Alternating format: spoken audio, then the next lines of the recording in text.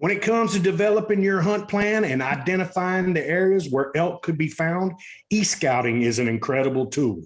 But what good is a tool if you don't know how to use it? Where do you even begin? What in the heck do you even look for? Can you really locate where elk are going to be? There's a ton of questions when it comes to e-scouting. So let's get busy with some answers. Oh, and just so you know, we brought in the big dog for this one. Joining the Elk Bros crew tonight is our special guest and e-scouting guru, Mr. Mark Livesay. Mark is the author and creator of his Treeline Academy's e-scouting masterclass, and you can bet the house that Mark will be bringing it tonight. So guys and gals, let's just get ready to find us some elk. That discussion, our Elk Bros shout outs, and questions from our awesome Elk Bros mailbox. So my friends, pull up a chair, adjust your volumes just right, and welcome to Blue Collar Elk Hunting. Welcome to Blue Collar Elk Hunting, brought to you by elkbros.com, with your host Gilbert Ornelas and elk hunting coach Joe Gilly. You want to hunt elk? They live to hunt elk. Their goal is to share with you what they have learned grinding it out for over 35 seasons, doing what they love. So come on into camp and set a spell. Welcome to Blue Collar Elk Hunters.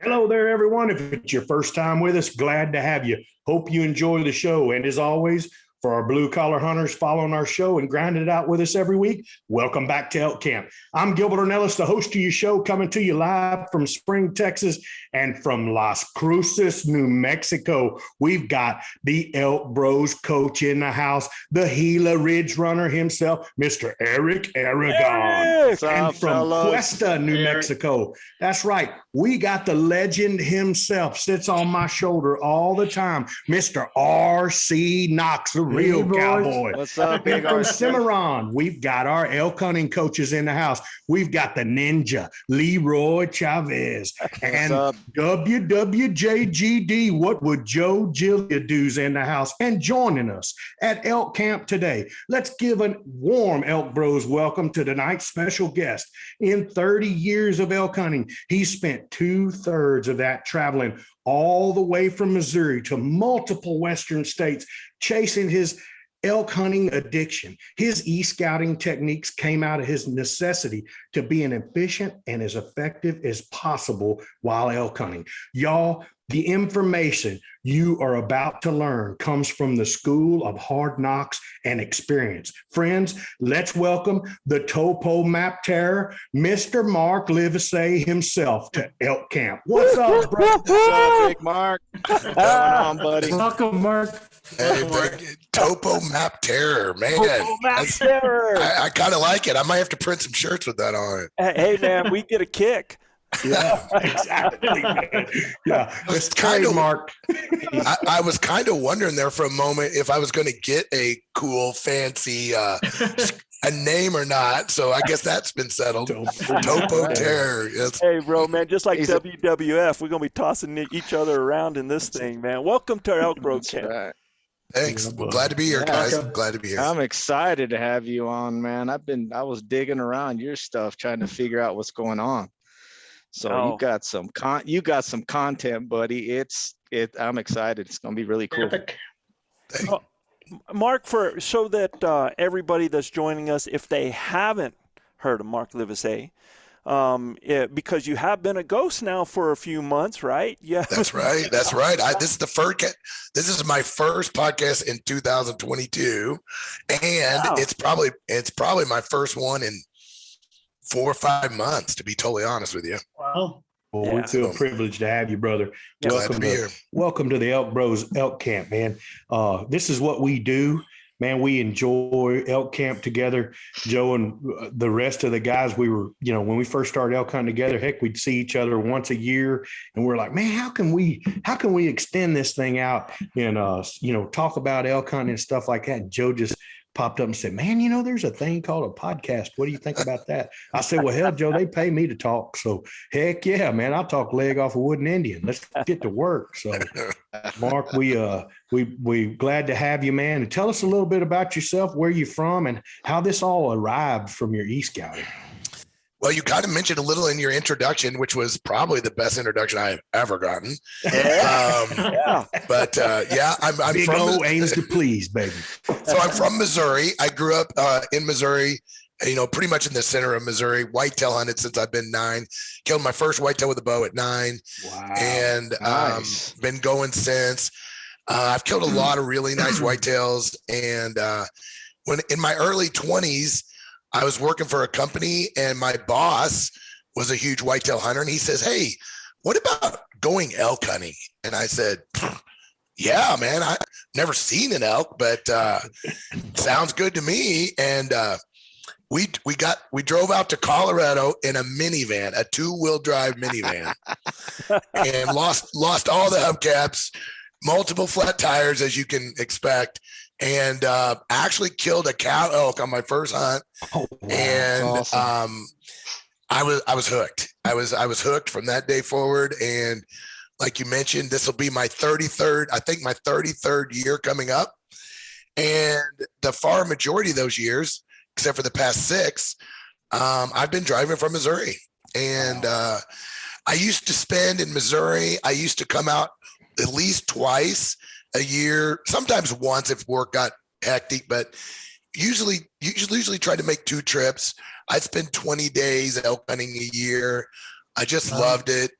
And now this last year, I was just, my wife and I were just talking about this. I spent in 2021, I spent about 127 days in the tent, and about 60 some of those days were elk hunting. Oh, nice. So it was pretty incredible year. I got to hunt a lot of great places, and chased a lot of elk this year. And now I've branched into bear hunting, mule deer hunting, lots of things since I've moved out here. But my passion, my love, still elk. That's my number one go-to. So, like you mentioned, coming from Missouri with as much elk hunting as I did, I didn't have any time for boots on the ground like a lot of guys. And I had to develop techniques and strategies to help me plan these hunts and get efficient. And just over the years, I just honed and refined. And I'm a technology guy anyway. So I don't know how old you guys are, but a couple of you look pretty close to my age. I'm getting up there now. So I paid $399 for Google Earth when it first came out. I was one of the first elk hunters probably to use Google Earth. And it was a game changer. Absolutely. And so now there's so many tools and so many things that are available. And I really became an elk hunter kind of at the right time, because I went from my first hunts, I literally was compass and topographic map, right, to now all these hunt applications, Google Earth, inReaches. I'm talking to my wife on hunts. I mean, it's just all this technology has changed the landscape on elk hunting. And so I've been just blessed to kind of live through all of that and transition through all that. So I have an appreciation for some of this technology that some of these young hunters kind of take for granted.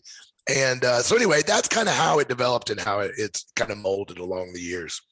Yeah, no, and when you were talking about that, I can remember, 10 years ago, taking my son-in-law on his first elk hunt and trying to decide where we were going to be. So was on Google Earth from where, being able to look from one shooting point to another where I thought the animals were coming down. And it was amazing. It's almost like we wrote the script, and it happened that way. He ends up shooting his first cow elk. But because we were able to look at an area we had never been in there in 3D, to be able to look from a certain viewpoint at different angles and know where we would have a shot, where we wouldn't, where we would be able to see into, what most likely were the ridges they were going to come down. Yeah, all of that stuff, man. And, you can remember having those maps. You have it, and you're trying to fold it all up, get it in your bag. You wear it so much after the folds, it gets all those little holes in every one of the corners where you fold it. So when you open it up, you end up with blood all over it. Got lots of stories about that. Oh, yeah. I used to use packing tape. I would take packing tape and strip those all the way across topo maps, make them as waterproof as I could. Yeah. And I seemed like every elk area that I picked was always in the corner of 4 topo maps. Yep. And so I had to kind of like tape them all together. And I would always kill elk off of the map. Yeah. Like I'd walk off the map, and it was, those days. Oh man, I can't tell you how many days I went to the library and checked out hundreds of maps, figured out which ones I wanted to buy, all that stuff. I'm just very thankful that those days I do not relish those days of e-scouting and hunt planning back in those. I like it the way we got it now. But the thing it did do for you then was you really learned how to understand. You could look at a topo and look at where you were at, and you learned to make that connection. You learned how to see from 2D to 3D. I mean, it really kind of cultured that out back then where, because, and we'll talk more about this when we get into the show here, but man, you can look in some of these applications, especially after you went in some of our topos that were really, really well defined, and you look in some of these apps that, an area might look like, oh, it's not too bad to go in there. What the heck? It's only a quarter inch on that thing, man. Yeah. Yeah. Yeah. I call it distance. I call that in the course. I call that distance creep. And guys, it's real easy to hunt these mountain ranges when you're looking at your screen. No doubt. And especially now, some of these apps, certain ones, and we're going to talk about this, I hope, is they have summarized our hybrid topos now. Yeah. And so you're talking 40-foot contours, even 60-foot contours. Right. And you just don't sometimes get a full picture of the steepness that you're actually dealing with. Yeah. And 90% of the time. Yeah. So there's actually quite a bit of strategy that I talk about dealing with that and getting used to and understanding what interval levels you're working at and all that kind of stuff. But you're right.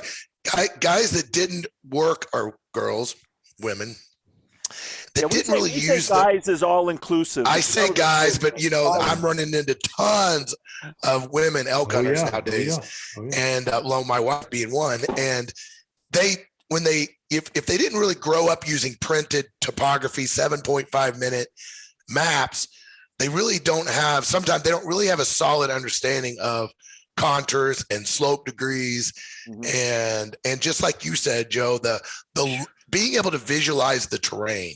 Right. And I think I take that for granted. I think a lot of us that have done it take it for granted, because a lot of new people that take my course are beginners, ask me about that all the time. To be honest, I get asked so much that I think I'm going to go back and I'm going to do another course. It's going to be like a little mini course that if you want to do it as kind of a prerequisite, where it is basically understanding topography at a high level, saddles, hills, valleys, ridges, really, and convex and concave, and the angles of the lines, the density of the lines, and being able to know what the distance between the lines are, the minor ticks and the major ticks. And because I don't cover that a lot in the course, because I just kind of assume that you have that background as a starting point. But I'm finding out that a lot of the newer hunters, they don't always have that. Yeah, they don't always have that. Yeah, you can almost end up very easily looking at it in reverse, where the concave and you think it's going uphill and it's going downhill. Yeah, that's right. Absolutely, man. You can have that happen. So, man, I'm anxious to get into this tonight. So what we're going to do is we're going to head over to our Elk Grove mailbox right now, and we've got a letter from John Tucker from Los Angeles, California here, and John says, "First of all, thanks for all you do. I never miss a show. My question is about preparing for my hunt." And I pulled this one out because, man, it really went really well with what we were doing tonight. He said, "When I'm e-scouting and developing my hunt plan, how far should my areas, my plan A, B, C, etc., be from each other? 1 mile, 5 miles, or does it matter? If I bump into hunters," and this is like part B to it here, "if I bump into hunters at plan A, should I move to plan B right away?" Okay, so that's the question that we got right now on there. Anybody want to start off with that first part of it? Well, Mark, since you're the guest, man, and this is your specialty, e-scouting, how far should those areas, those plan A, B, C? I mean, people are asking for this, but really the big answer is depends, right? Right. It depends. But, Yeah. So in the course, I spent a lot of time talking about e-scouting, but I would say that e-scouting is about 50%, maybe 60% of the course. Mm-hmm. The rest of the course is really understanding realities, limitations, and core hunt areas and hunt planning. It's very specific to what this question was. I spend a great deal of time on this. And so when first question was the hunt areas, and man, he is dead on. So when you develop a hunt area, the way I like to do it is it requires a physical move.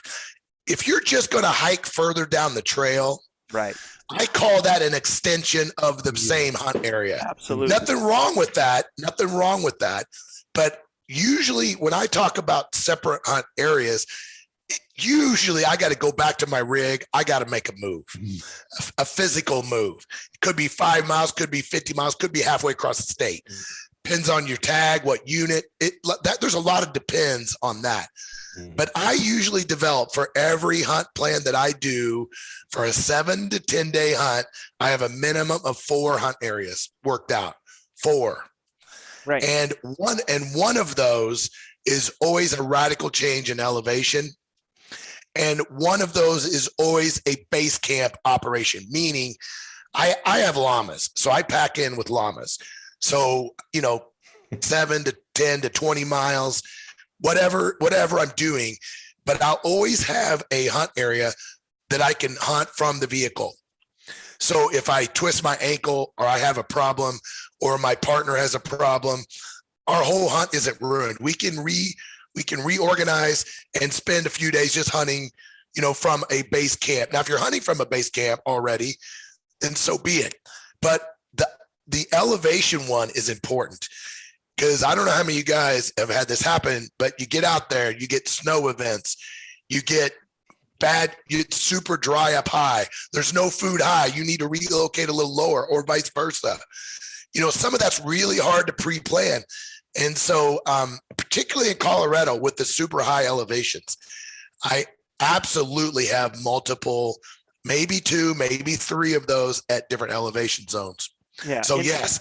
The reason that I said depend too is it depends a lot too on the type of state and the type of topography you have in that state. Like you talked about Colorado, and Colorado has a unique thing. Like if I'm OTC, I mean, I can have one unit over here and have multiple areas within that unit, and then I might have other places that could be 10, 15, 20 miles away because you have that option. Whereas in New Mexico, once you've been assigned a hunt unit, well, shoot, that hunt unit could be 44,000 acres, it could be 60,000 acres, it could be 22,000 acres. So now your plan A, B, C, and D might mean a four-wheeler ride from an area that you're hunting and now to another part of that particular unit. So, that's where I say the depends is because you have to make that move, and you're totally right, man. If I'm hunting an area and I'm not finding them here and I'm just going to hike this far over here, I'm still hunting in the same area. But if I'm not finding them in a particular zone where I have to get on that bike and I got to go a few miles, now I'm in a different plan. Whereas you go to Colorado, you go to different places, now you're hopping in the truck, like you said, and going, and we did exactly that this year, right, guys? We had 4 areas. Absolutely. Ended up, we pulled stakes quick. Really 5. Yeah. Really 5, and yeah, we laid boots down and made one day scouting, and then Joe decided he wanted to get up like at 2:00 in the morning and leave and go somewhere else, and he just kind of had this premonition, and he took out. We all woke up and went, "Where the hell Joe go?" And he told, I believe he told Cole that he was going over this one unit. And so me and RC went another spot, and, we found some elk, but we also found like thousands of people. Yeah. And Joe came back and he had videos of some awesome encounters. And he's like, "Boys, I know we set camp up and everything, but man, I think this is the right place for us to be." So that's what we broke camp down 44 in the middle of the day. We hunted over where Joe thought we were going to go, left our camp there. Opening morning, we go and hunt over there, and then forego that afternoon to come and break our camp down. And we broke camp, moved over to where we were going to hunt. And it's pretty good ways away too, Joe. Was about 10, 12 miles. Hour and a half, man. Yeah. Well, yeah. Hour and a half as the crow flies, probably only about 15, 20 miles. But as you know, it was an hour and a half that we had to move around over there. But it was absolutely the right thing to do.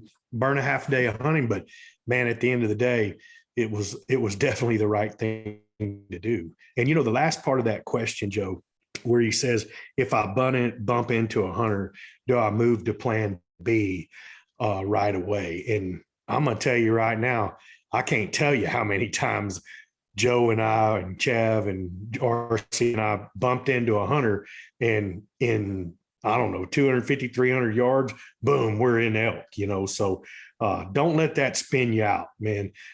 Wish that guy well, and, you know, shake his hand, make sure he's hunting into the wind and not hunting with the wind up his ass, and, you know, help him out if you can, and then wish him the best of luck, and then move forward. I mean, we've made a lot of cool acquaintances and great friends by bumping into guys in our hunting area. I mean, they're doing the same thing you are. They're trying to find elk, you know. So, and some of those guys are locals, and they know a heck of a lot about that area, and they can help you too, you know. So I don't throw the baby out with the bathwater already. Now, if I imagine if I bumped into 25 guys, well, yeah, time to roll. But you know, just one guy, I'll probably just wish him well and ease on, man. Well, Mark, you're in a, you know, you talk about you're packing back in with llamas, man. You got the llama drama going on. So I imagine how do you react to what ends up being too much pressure for you to where you pull up? Well, you know, again, I hate to say the word depends all the time. It kind of depends. Yep. I'll give you a couple of examples, but you know, I'm more concerned, to be totally honest with you, when I go to an area to hunt and there's nobody there. In today's world, with information that's available as it is, if I go to a trail and there ain't a single vehicle, or I'm like, I either I'm in God's country or I'm in no country. Yeah, you know, very, very few times are you going to run into an absolute buttload of elk and have zero people. Yeah. I mean, now I don't mean like you can't outwalk them, you can't work around them or whatever, but I mean zero people. So an example is Colorado. I hunted with a buddy of mine that I didn't do any of the prep work. It was his spot, but he just kept telling me, Mark, you're going to freak out when you get to the trailhead. Don't. He goes, where we're going, there won't be anybody there, and their elk are going to be there. I said, all right, dude, I'm cool.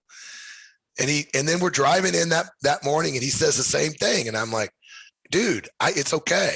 We made the corner. I've been in some pretty crowded trailheads before. Okay. We turned the corner, and I'm like, what's going on?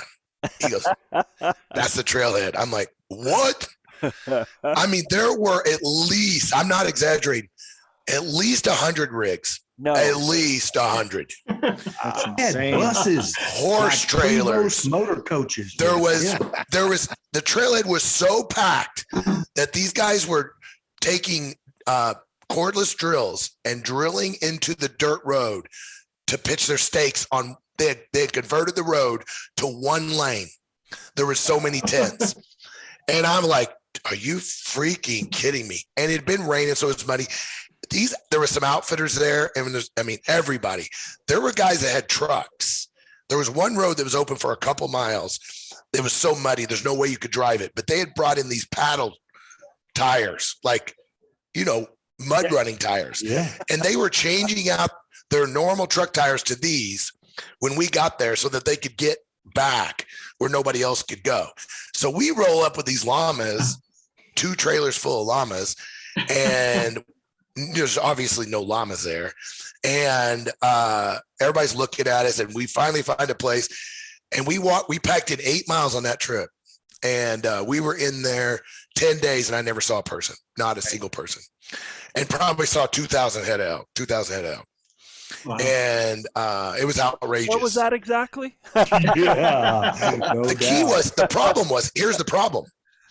It was about almost 4,000 feet up, and it was on this mesa. There was not a stitch of water, not one drop. So, and the nearest water is about 1,800 foot drop. So we took 12 llamas in. We dedicated 6 of them to carrying only water. Wow. So the llamas carried enough water for us and them for 10 days. We actually ended up pouring water out and to come down. And That's a lot of water. But without the water, though, the elk 1,800 feet was nothing. Yeah. But the hunters, the backpackers couldn't do it. The horse guys surely couldn't do it because they had to have water for their horses. So that spot was very unique for that much pressure. And what ended up happening, I think personally, is all those guys and all them, they just kept pushing those elk up onto that mesa. Right. And every day we were there was just more and more elk just showing up. And so, I mean, it's kind of long-winded, but I just wanted to say, you have to measure it carefully. And a lot of it depends on your capabilities. If you're hunting from the trailhead, like you got a base camp, you don't want a lot of dudes camping around you because you're walking the same trails. That's one case where I wouldn't want to be around a bunch of people. But if you're going to the trail and you're backpacking in and you're fit and you can get 5 or 6 miles and you can get off trail, I don't worry about 2 or 3 cars being there. I don't worry about it at all. And like you said, there's a reason those guys are there, especially if you start looking around at license plates. In Montana, when I pull up and there's 5 cars and 4 of them are Montana, I'm like, okay, this might not be such a bad spot. So anyway, that's my overview of it. And that was a great question. I get those questions a lot. Yeah. We're so used to hunting in high use areas anyway. Because we don't have a lot of choice on how far we can go in some of our units, and you got to deal with what you have. You got to dance with the girl that brought you, man, and that's all you can do. So a lot of times that means, especially if it's a high use area, the elk have acclimated to that. Either they, because it's not like in some states, in some areas, in some units, it's not like they can just go disappear. Like in Colorado, there's a lot of mountains, a lot of country, a lot of wilderness. They can go over here and here and here. And a lot of these places, man, it's not the case. It's surrounded by population. It has ranches. It has people running cattle. It has all these different things happening in some of these areas. And so these elk have learned just to move where they want to go by getting around the people that are in their way. They don't disappear. Well, especially all you guys from New Mexico, those elk, it blows my mind how they move around the people. Yep. And how they get to water holes and how they learn to come in the middle of the day and how they just all the things they do. And if you're hunting New Mexico, it's a radical different operation than hunting Colorado. Yeah. And, it's this pressure situation. So when I did the course, I did a lot of research on elk and pressure. I read every research study that's ever been done. And believe me or not, there's actually been a lot of research done in that area. But overall, elk, they have found that elk do not like human pressure. They will seek out steeper country. They'll seek out less roaded country, no established trails. On the other sides of rivers, they'll swim rivers. Elk will do what they can to avoid pressure. Mule deer are the exact opposite. Right. They work around the pressure. Mule deer will hide. They'll become nocturnal. They'll just be on the outskirts. They'll stay in thicker cover around, but they tend to not, unless it gets nutso, they tend to not shy from the pressure. And so I thought that was super interesting when I started. I never realized, I always knew elk would stay away, but I was really surprised with the mule deer. And, but it makes sense, to me now that, all the years that I've been doing it and started thinking about it, and I started reading those studies, I'm like, man, that just makes so much sense. And what, this is a great place to add this is so many hunters, elk hunters particularly, spend so much time on established trails. Yep. You asked me, and this is going to come up later, you asked me some questions on the mistakes people make. one of the top ones people make in my mind is they never leave the freaking trail. They hike in, they call from the trail, they hunt from the trail, and they're nervous of navigation, whatever the case, whatever reason they have for not venturing very far from the trail is directly responsible for low success. And we're going to talk more about that. We're going to hold that thought because we're going to get there. I want to revisit that because you're exactly right. And I just want to make sure that, John, that you understand that, you've got to read the situation you're in. And you've got to read what these people are doing. Just like Mark said, a lot of these people are just staying on trails. And sometimes those sweet spots, if everybody's going back, here's what happens. You have people that are going to go, that have those fears, are only going to go a mile and a half off of anything. And you got those people that are going to want to get as deep as possible. So they're going back there that 5, 6, 7 miles. Well, if you have everybody doing that, those elk learn where the sweet spots are. And sometimes that's mile 3. You know what I mean? So, a great example for us is this year, we were killing elk within 2 miles of camping areas that most people were driving right by the elk and going deeper and further and higher. So you just got to locate, they're going to go where people aren't going, where they're not making a ruckus. Now, yeah, you add to that pressure a little bit, but when they see the wagon train coming in, they know where to go to, man. So awesome. Gil, let's get rocking so we can get to this, man. I know we're itching. Absolutely, guys. Well, you know what time it is. It's time for our Elk Bros shout out. If you're new to our show, just shout out to a few cities with the most listeners topping our charts this week, Joe. Yeah, buddy. And before we get there, we want to thank those folks giving us those incredible reviews on Apple Podcasts. I just a show ago, I was like, man, we're not getting no reviews. And then 3 of them popped in there. I guess somebody wanted to help us out. Y'all, we love to see those reviews, man. Tell us what we're doing, what we're not doing. Just don't be nasty about it, right? But we like hearing from you. Yeah. We got one from John Child, and John's one of our #1 followers, man, and he's the owner of Spectre Hunting. You can go find Spectre Hunting on IG. They're incredible. Go check them out over there. Dalton Heredia from Steady Sights Outdoors. Look here. He says, Luis, don't let any of these cats tell you you're not the VM leader. Luis isn't here, man, so we're going to have us a new election is what we're going to do. And then all them Venezuelans are wanting, a new election over there. Well, yeah. And Fisher King, it looks like Luis was on everybody's mind, man. He says, he said, it's like sitting around the fire with hunting legends, except Luis. I thought that was awesome, man. Yeah, that's going to be Manano's best friend right there. Yeah, Fisher King, buddy. Sure. That's Manano's cousin. Fisher King, that's just probably that's is his cousin. Also, dude, he probably sent that in. Manano probably sent that in from a hoaxy email, man. Remember, grinders, you guys can be part of our show. Just send us a 15 to 20 second shout out video telling us who you are, something special about where you live, and send it to me at my email. That's Joe, Joe, even I can spell that, at elkbros.com. Guys, remember, show your face and celebrate your place, man. So we want to get some of those rolling in here. Chav, Rocky. Okay. All right. This week's top listening city is the 3rd largest city in Arizona and is known for its stunning views of the Superstition Mountains and its sometimes insufferable heat. And I can attest to that. It's hotter than Hades down there. The ancient Hohokam natives inhabited the area some 2,000 years ago. The name Hohokam means all used up or the departed ones.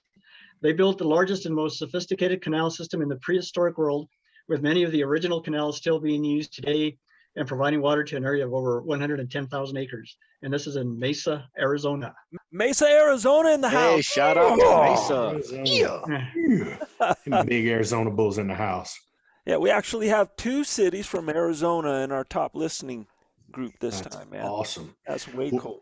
Well, Joe, this next top listening city is downriver from Detroit metropolitan area and is located west of the Detroit River, River and east of the Detroit Metropolitan Airport.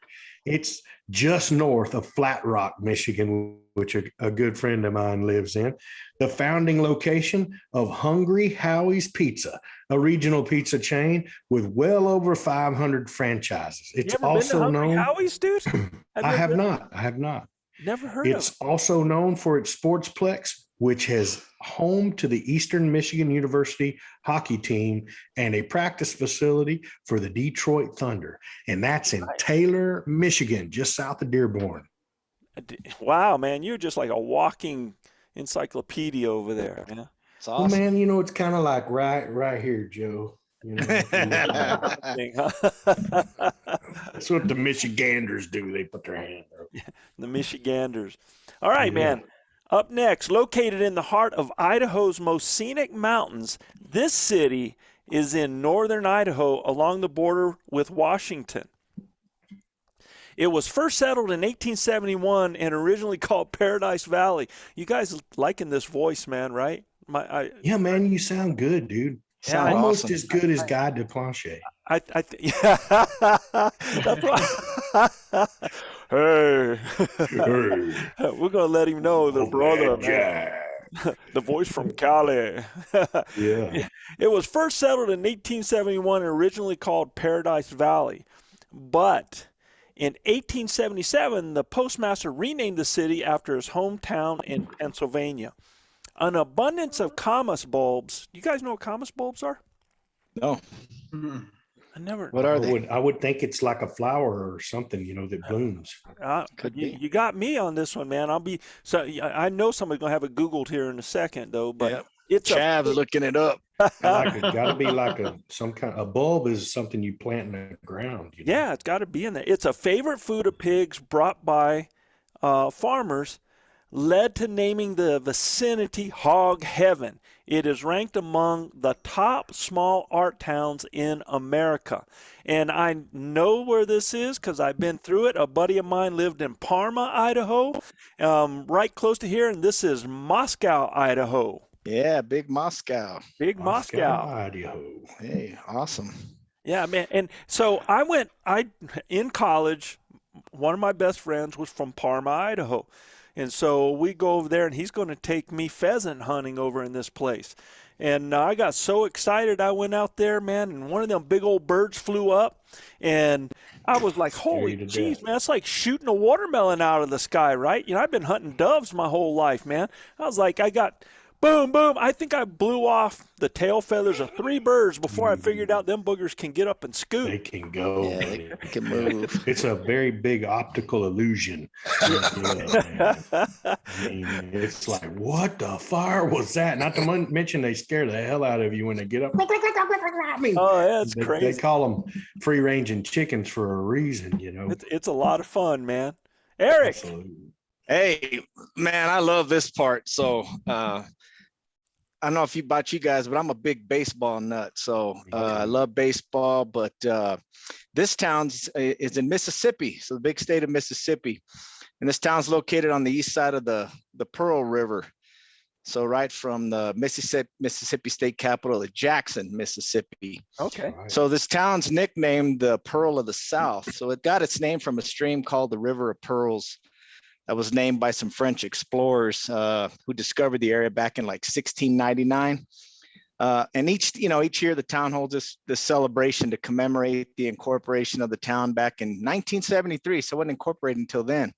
It's one of the fastest growing towns in Mississippi.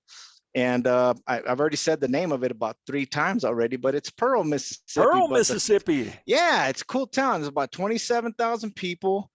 And the real nice thing about it is that they're home to the Mississippi Braves, or they call them the M Braves. So they're a Double-A team for, our current world champion Atlanta Braves. So man, that's one reason to get down there is to watch some great minor league baseball. Absolutely. But I always like to see who was born in that town famous. And man, let me tell you, this place has been kicking off some great musicians. So I was a drummer. I like to play the drums, and Tommy Aldridge was a guy that I used to love to listen to. He played for Ozzy Osbourne and just a lot of great bands. But he grew up there. They've had some Bianca Knight. She ran in the Olympics in 2012. They've had some guys that played for a band called Black Cat Arkansas, Jimmy Soybean Henderson. They've had some NFL players, Justin Jenkins, NBA player, Eric Washington, Ty Tabor, who's a guitarist for King's X. You know, they were born in Pearl. It's just really interesting. It's such a small town with all these famous people. So big shout out to Pearl, Mississippi. I hope I get a chance to go down there. I bet you Gilbert's been there. I've been through Pearl. Yes, sir. I knew it. I knew it. I knew it, buddy. Jackson, Pearl, all of them towns around there in Mississippi, man. All have you eaten in Pearl? Louisiana, Mississippi, Arkansas. I have not. Eaten in Jackson. Yes. Yeah. Awesome. You know, they actually used, I think I saw something where they had, you know, previously floated, I think it was part of Saturn 10. Different phases of the rocket, they had floated it down that Pearl River to get it to where it did. They really? Yeah. Oh wow. Yeah. That's super cool. Down that river. It's amazing that such a small place, but it has so much of this stuff that you learn about it, man. So it's way cool, man. Eric, great job. I love listening to that story, man. Absolutely. Hey, Joe, let's see how you do after following Eric, man. Yeah, man.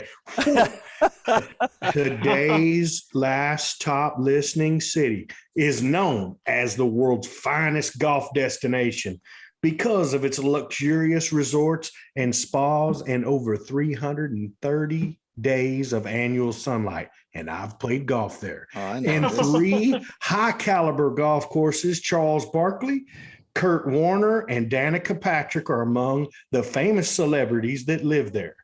Charles also lives in Houston, by the way.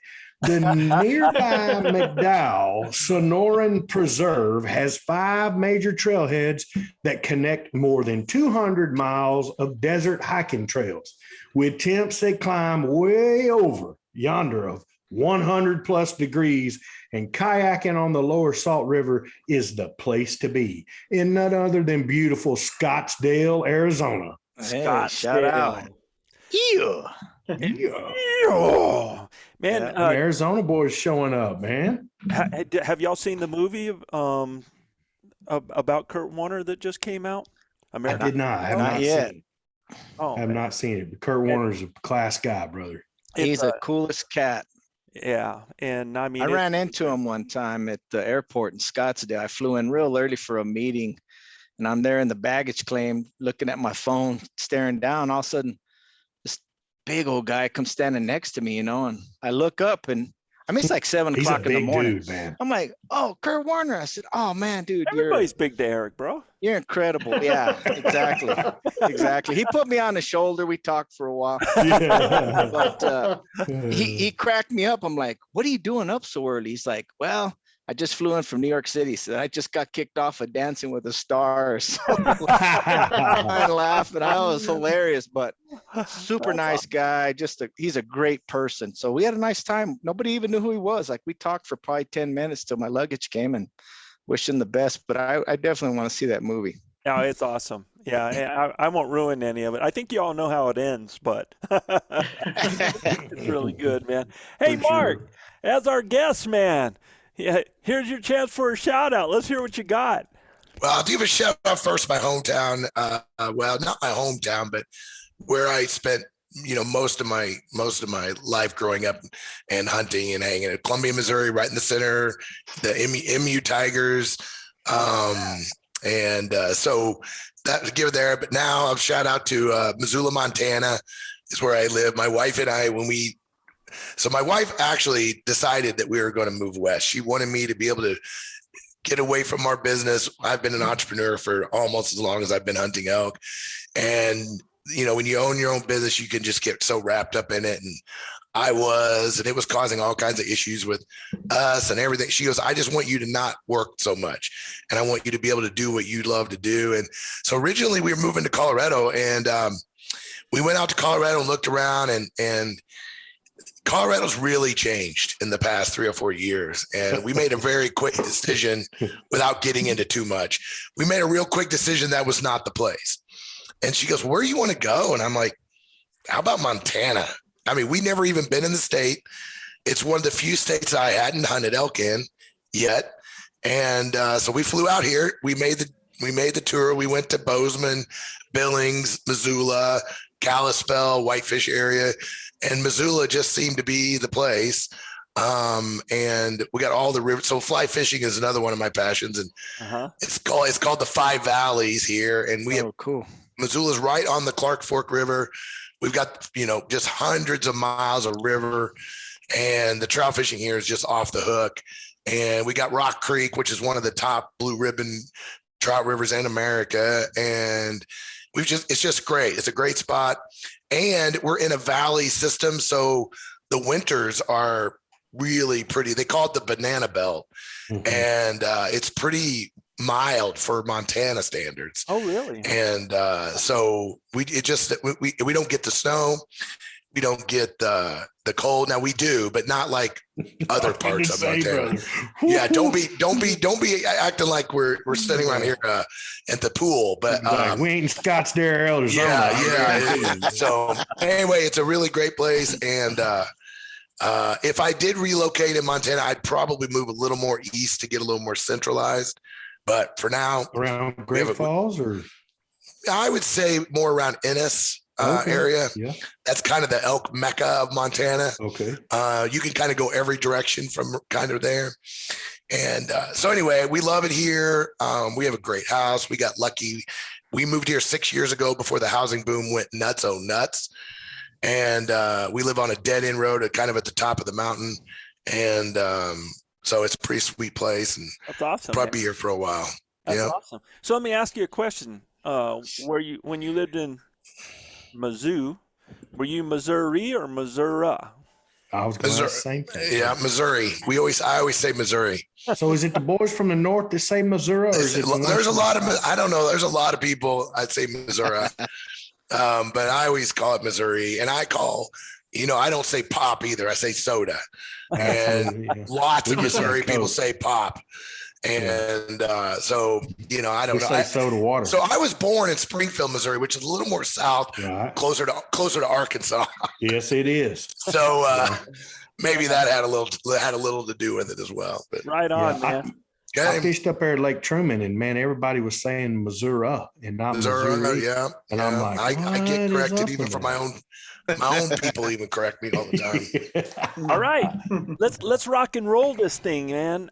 So the name of this show is Finding Elk Through E-Scouting, and the first thing that to start this off, we might want to make sure that we jump right into that and define that a little bit, Mark, because people are going to say, I'm looking at a map, I'm on all these tools.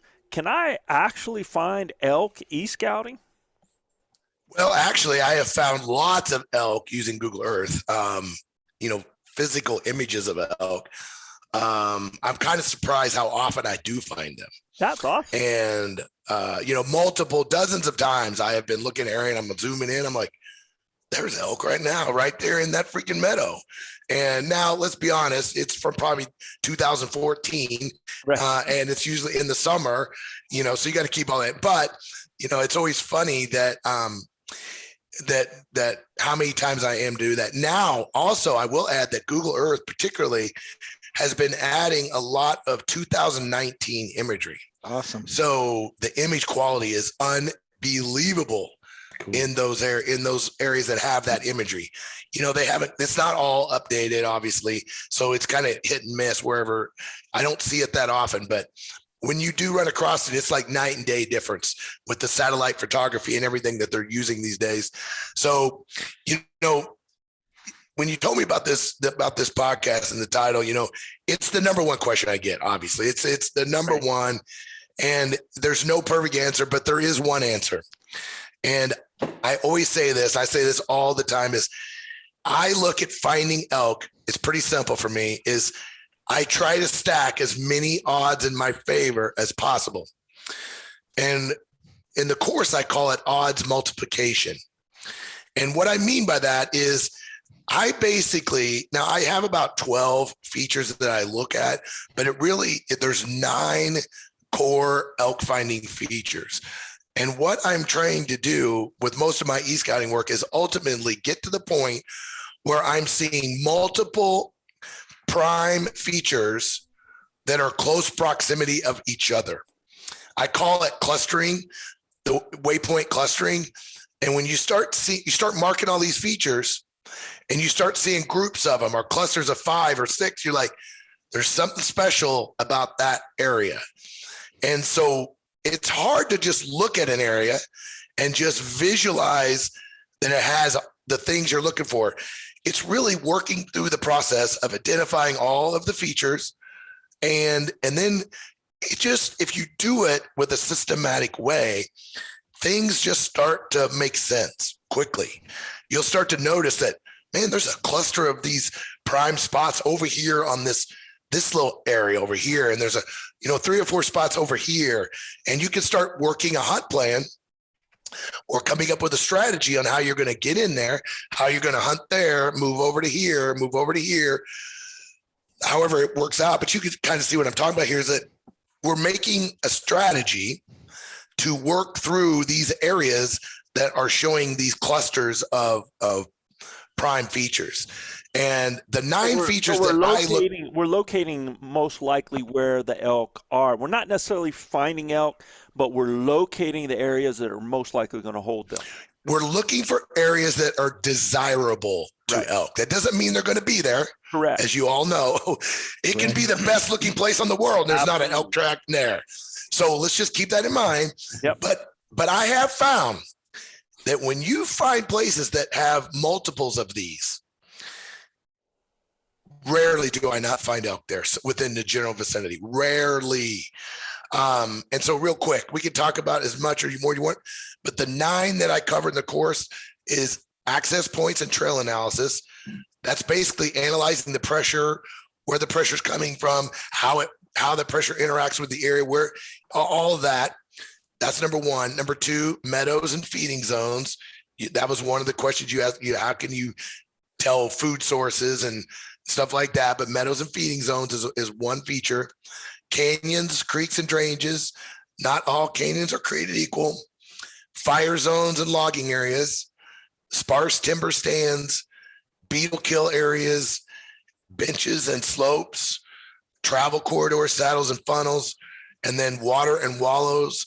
And then I count this last one as a finding feature because, and Joe, you talked about it with your son on the cow elk hunt, and you said so many great things that a lot of people probably just did not catch on to, was the glassing location identification. Researching and planning these glassing spots before you get in the field. It's absolutely critical. If you're hunting an area that is conducive to glassing, if you're hunting northern Idaho and you're in thick timber country, glassing is probably scratch that off the list. Right. So those are the kind of the features. Now there's a lot to each one of those, but I'm marking those types of features. And when I see multiple of those starting to develop based on a criteria, within each one, then I start getting excited about an area. That's basically the way. That's just in a nutshell. That's basically the way I break it down. Yeah. When you say those, a lot of those automatically make sense just from what you hear. But you slip something in there that a lot of people are going, huh? And that's when you talked about not all canyons being alike. Not all. Just like all fire zones are not attractive to elk. Absolutely. But when you see a fire, for example, when I see a set of chain meadows in a flat bottom canyon on the edge of a fire zone that's got a jagged edge with a couple of saddles on this, I'm like, okay, there is elk somewhere in that vicinity because I just rattled off 5 things in that one general vicinity. Absolutely. But just because it's a fire doesn't mean nothing to me. You could have a super steep, like for example, Montana, it burns every year. I mean, it's just on fire constantly. So we have a lot of burns in Montana. And if you get a super steep area and you get a burn in it, it's going to take years and years for that to regrow because those steep areas do not hold the moisture. They will not produce the vegetation. So just because it's a fire doesn't mean year 3, it's going to be an elk mecca. Now you get a fire in a big canyon that's big flat bottoms, got a lot of moisture. You could hunt elk the same year of the fire. Oh man, I've hunted elk in fire happens in June. They get it out early July. By September, early October, there's some greenery in there. Absolutely. We hunted elk. We hunted elk 4 weeks later after a burn. 4 weeks. There you go. And I don't know what it is about burns. If they like eating the charcoal, I find some of these burns, they just are tracked up. Now, I don't know that they're feeding in them, but they're going out in them. I think they're eating a lot of I've watched a lot of elk dig, like for exposed roots, the roots that get exposed in a burn. And maybe they're concentrating on some of the root pulp or whatever. Whatever it is, some of those newer burns are incredibly attractive, especially if you heard what I said earlier, if it is a very sparse burn, like it burn a little patch here, burn a little patch there, burn a little patch here. It creates a lot of this mosaic, I call it mosaic pattern, not a straight edge, hard, heavy, hot burn, but a patchy burn with a lot of edge environment. I get really excited about those. And so, not all those features are created equal, like I just said, and there's certain things you're going to look for that I look for in each one of those. And if it meets those criteria and I put a waypoint on it and I start seeing clusters of those points, I start getting excited. What's your super three? My top three? Yeah.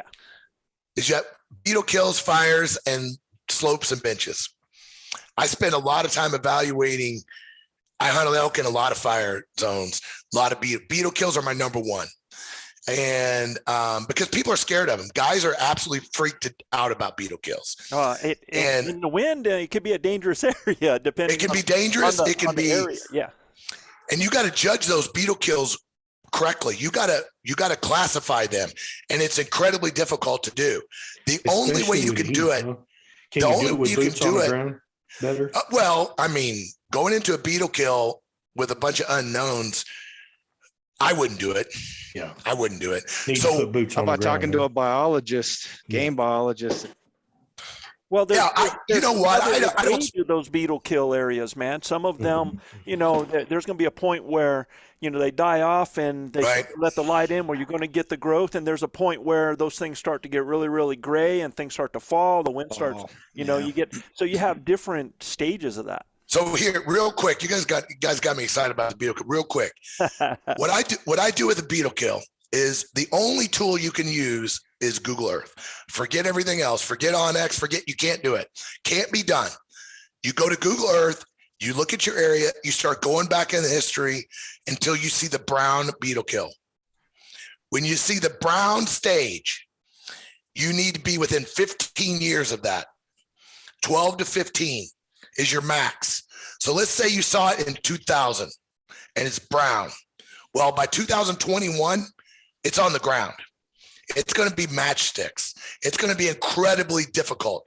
The beetle kills that I like to hunt are the beetle kills that the brown has just fallen, which is between 0 and 3 years. 2 in some cases. Spruce, depending on if it's spruce or it's pine. But once the brown drops, that's when the light comes in. And for about 2 or 3, even 4 years after that, it is on fire with vegetation, on fire. Then the weeds start coming in, the invasive stuff starts kind of coming in, and it's still desirable. Trees start to fall in wind events. They're not falling because of decaying wood. They're falling because they're getting blown over at that stage, at that 5 to 7 to 10 year stage. And so, and then after that, it becomes a problem. So Colorado, for example, is so massively beetle killed right now that in the coming years, guys that can learn how to age and stage and classify these beetle kills are going to have a huge advantage when it comes to killing elk, a huge advantage. And so I like them because a lot of people avoid them and the elk know it and they're in there. Now, once a beetle kill becomes so mature, there's a couple of other problems that start to happen is the sun protection is less for the elk. Elk really, there's a lot of elk that can live in the open and they adapt, but given a choice, they like the shade. They like to be in an area where they can regulate their temperature. Yep. So now in Colorado, they're starting to adjust. I mean, they're changing, they're evolving, they're adapting. I've seen lots of studies and lots of reports where they're showing these elk in these giant beetle kills of Colorado. They're just living in them year round. They're not seeking shade. They're just living out there 12 months a year. And so there's some changing going on because of the mass numbers of acres of Colorado that have been. We have a lot of beetle kill in Montana. Wyoming has extensive beetle kill, but Colorado is kind of off the chart when it comes to beetle kills. And so anyway, that was kind of a long-winded, but I think that's good, useful information.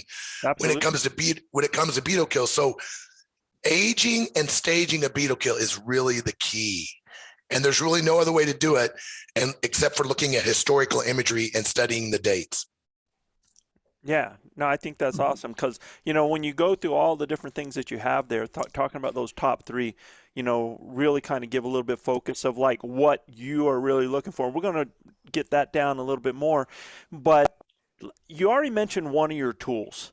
What are the tools that people, Google Earth is one of them, but what other tools is it that people can use when they're doing their e-scouting? Okay, so this is where I'm going to probably ruffle some feathers. So Google Earth is the king of all kings. Okay, if you're not using it, you're not doing next level e-scouting. I'm just going to tell you straight up. Now what's probably happening is you don't have Google Earth set up. You don't have the file set. You don't have the data sets. You don't have all the KML files. You don't have everything that's available for Google Earth. Like I was just working on a presentation today, and I'm doing on how to set up Google Earth. There's road layers, trail layers, fire layers, timbered layers, livestock grazing allotments, public land, private land, wilderness areas. All of these things are available for installation into Google Earth. Most people don't realize that. Right. And it certainly doesn't come that way when you download it. It's just aerial photo. Topography maps. I use 4 different topography layers in Google Earth. And the reason Google Earth is so powerful is because, number one, all of these tools that you're using in the hunt apps, the fire layers and all the things that is attractive in these hunting applications, okay, is available in Google Earth if you take the time and learn how to set it up and download. And they're all free. All this stuff is free. You download it, install it. I mean, where do you think the hunt apps are getting it? Absolutely. Yeah. The people at OnX, the people at Gaia, the people at Basemap, Go Hunt, all of these services are getting the data from the sources that I'm getting them from. And in the course, I show you all of the resources for that. But anyway, once you get Google Earth set up, it's the end all of e-scouting. Now, with that said, I use it in conjunction with, I usually run a 4-monitor system. I've got Google Earth, OnX, Gaia. Now I'm looking at Go Hunt a little more than I used to because they've really made a lot of inroads. And I'm using all of those simultaneously when I'm doing my e-scouting work. But Google Earth is my number one. Couple more reasons why. There's no hunt application out there that can even get close to the zoom resolution of Google Earth, right? Yeah. To the image quality. Yeah. There's no hunt application out there that can simulate the 3D quality of Google Earth and the tilt and the rotational structure and keeping everything in focus and in resolution.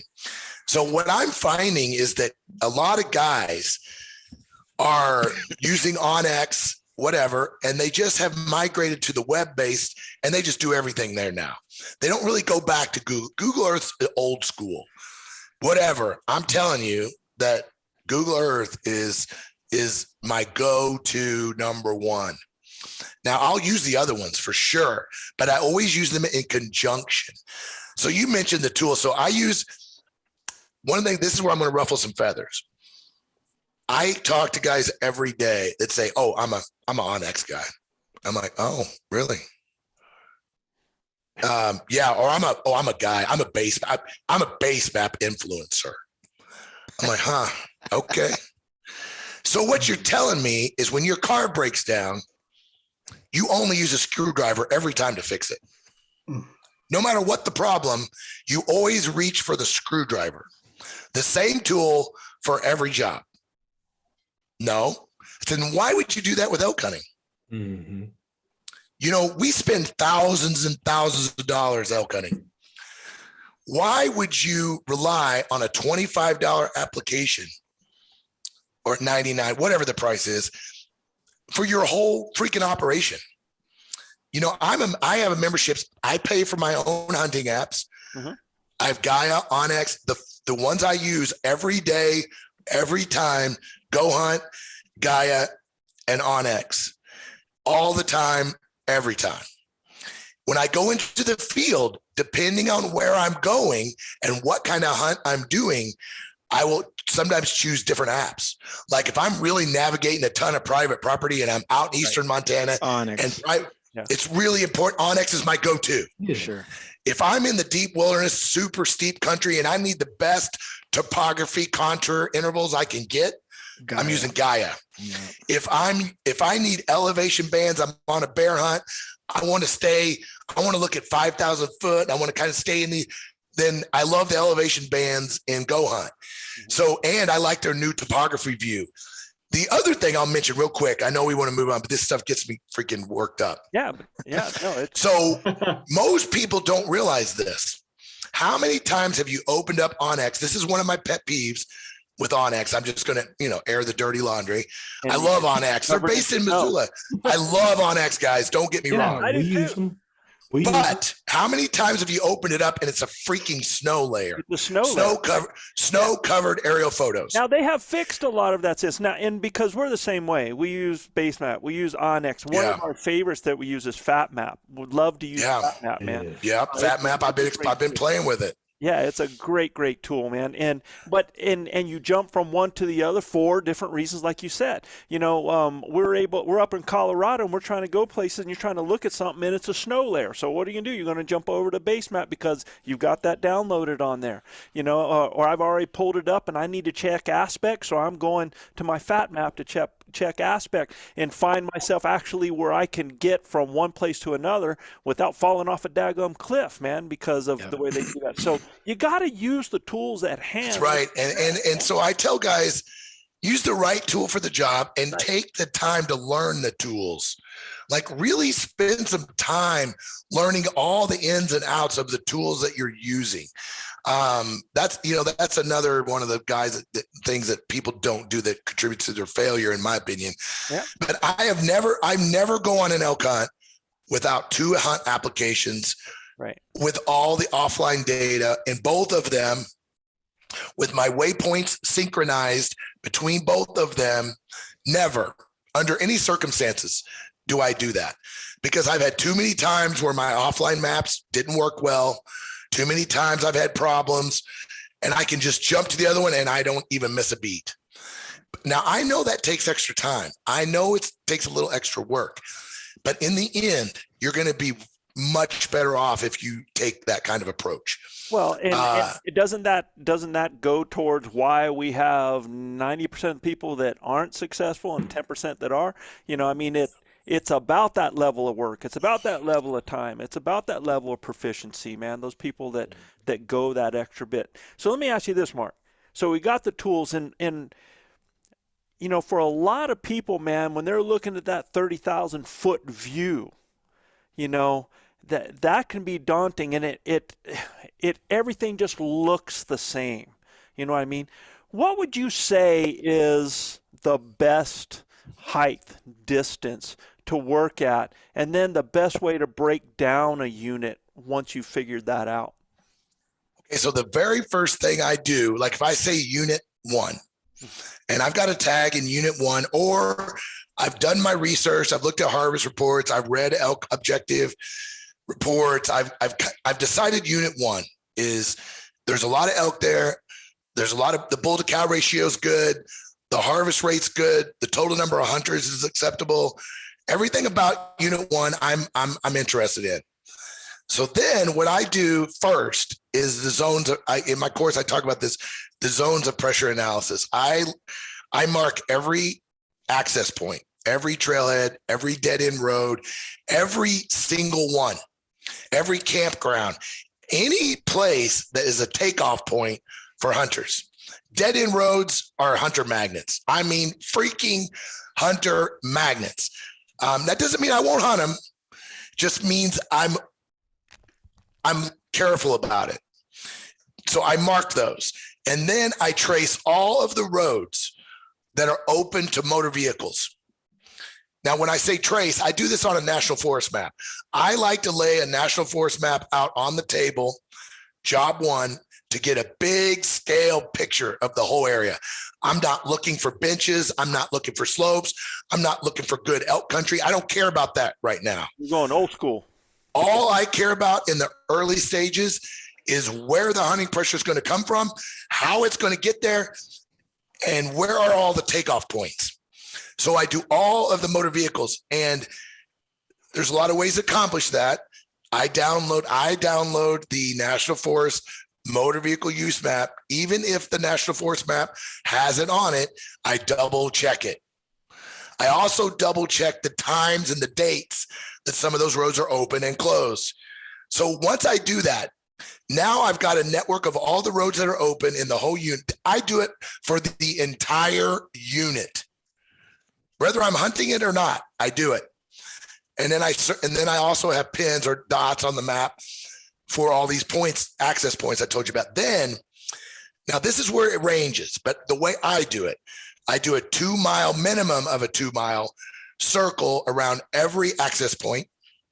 I take a compass. I physically take a pencil, kindergarten style compass. The old school compass. Old school compass. I draw a 2 mile circle around every access spot. And I draw a 1 mile border around every road. And then I start looking at what's left. That's when I start doing Google Earth flyovers.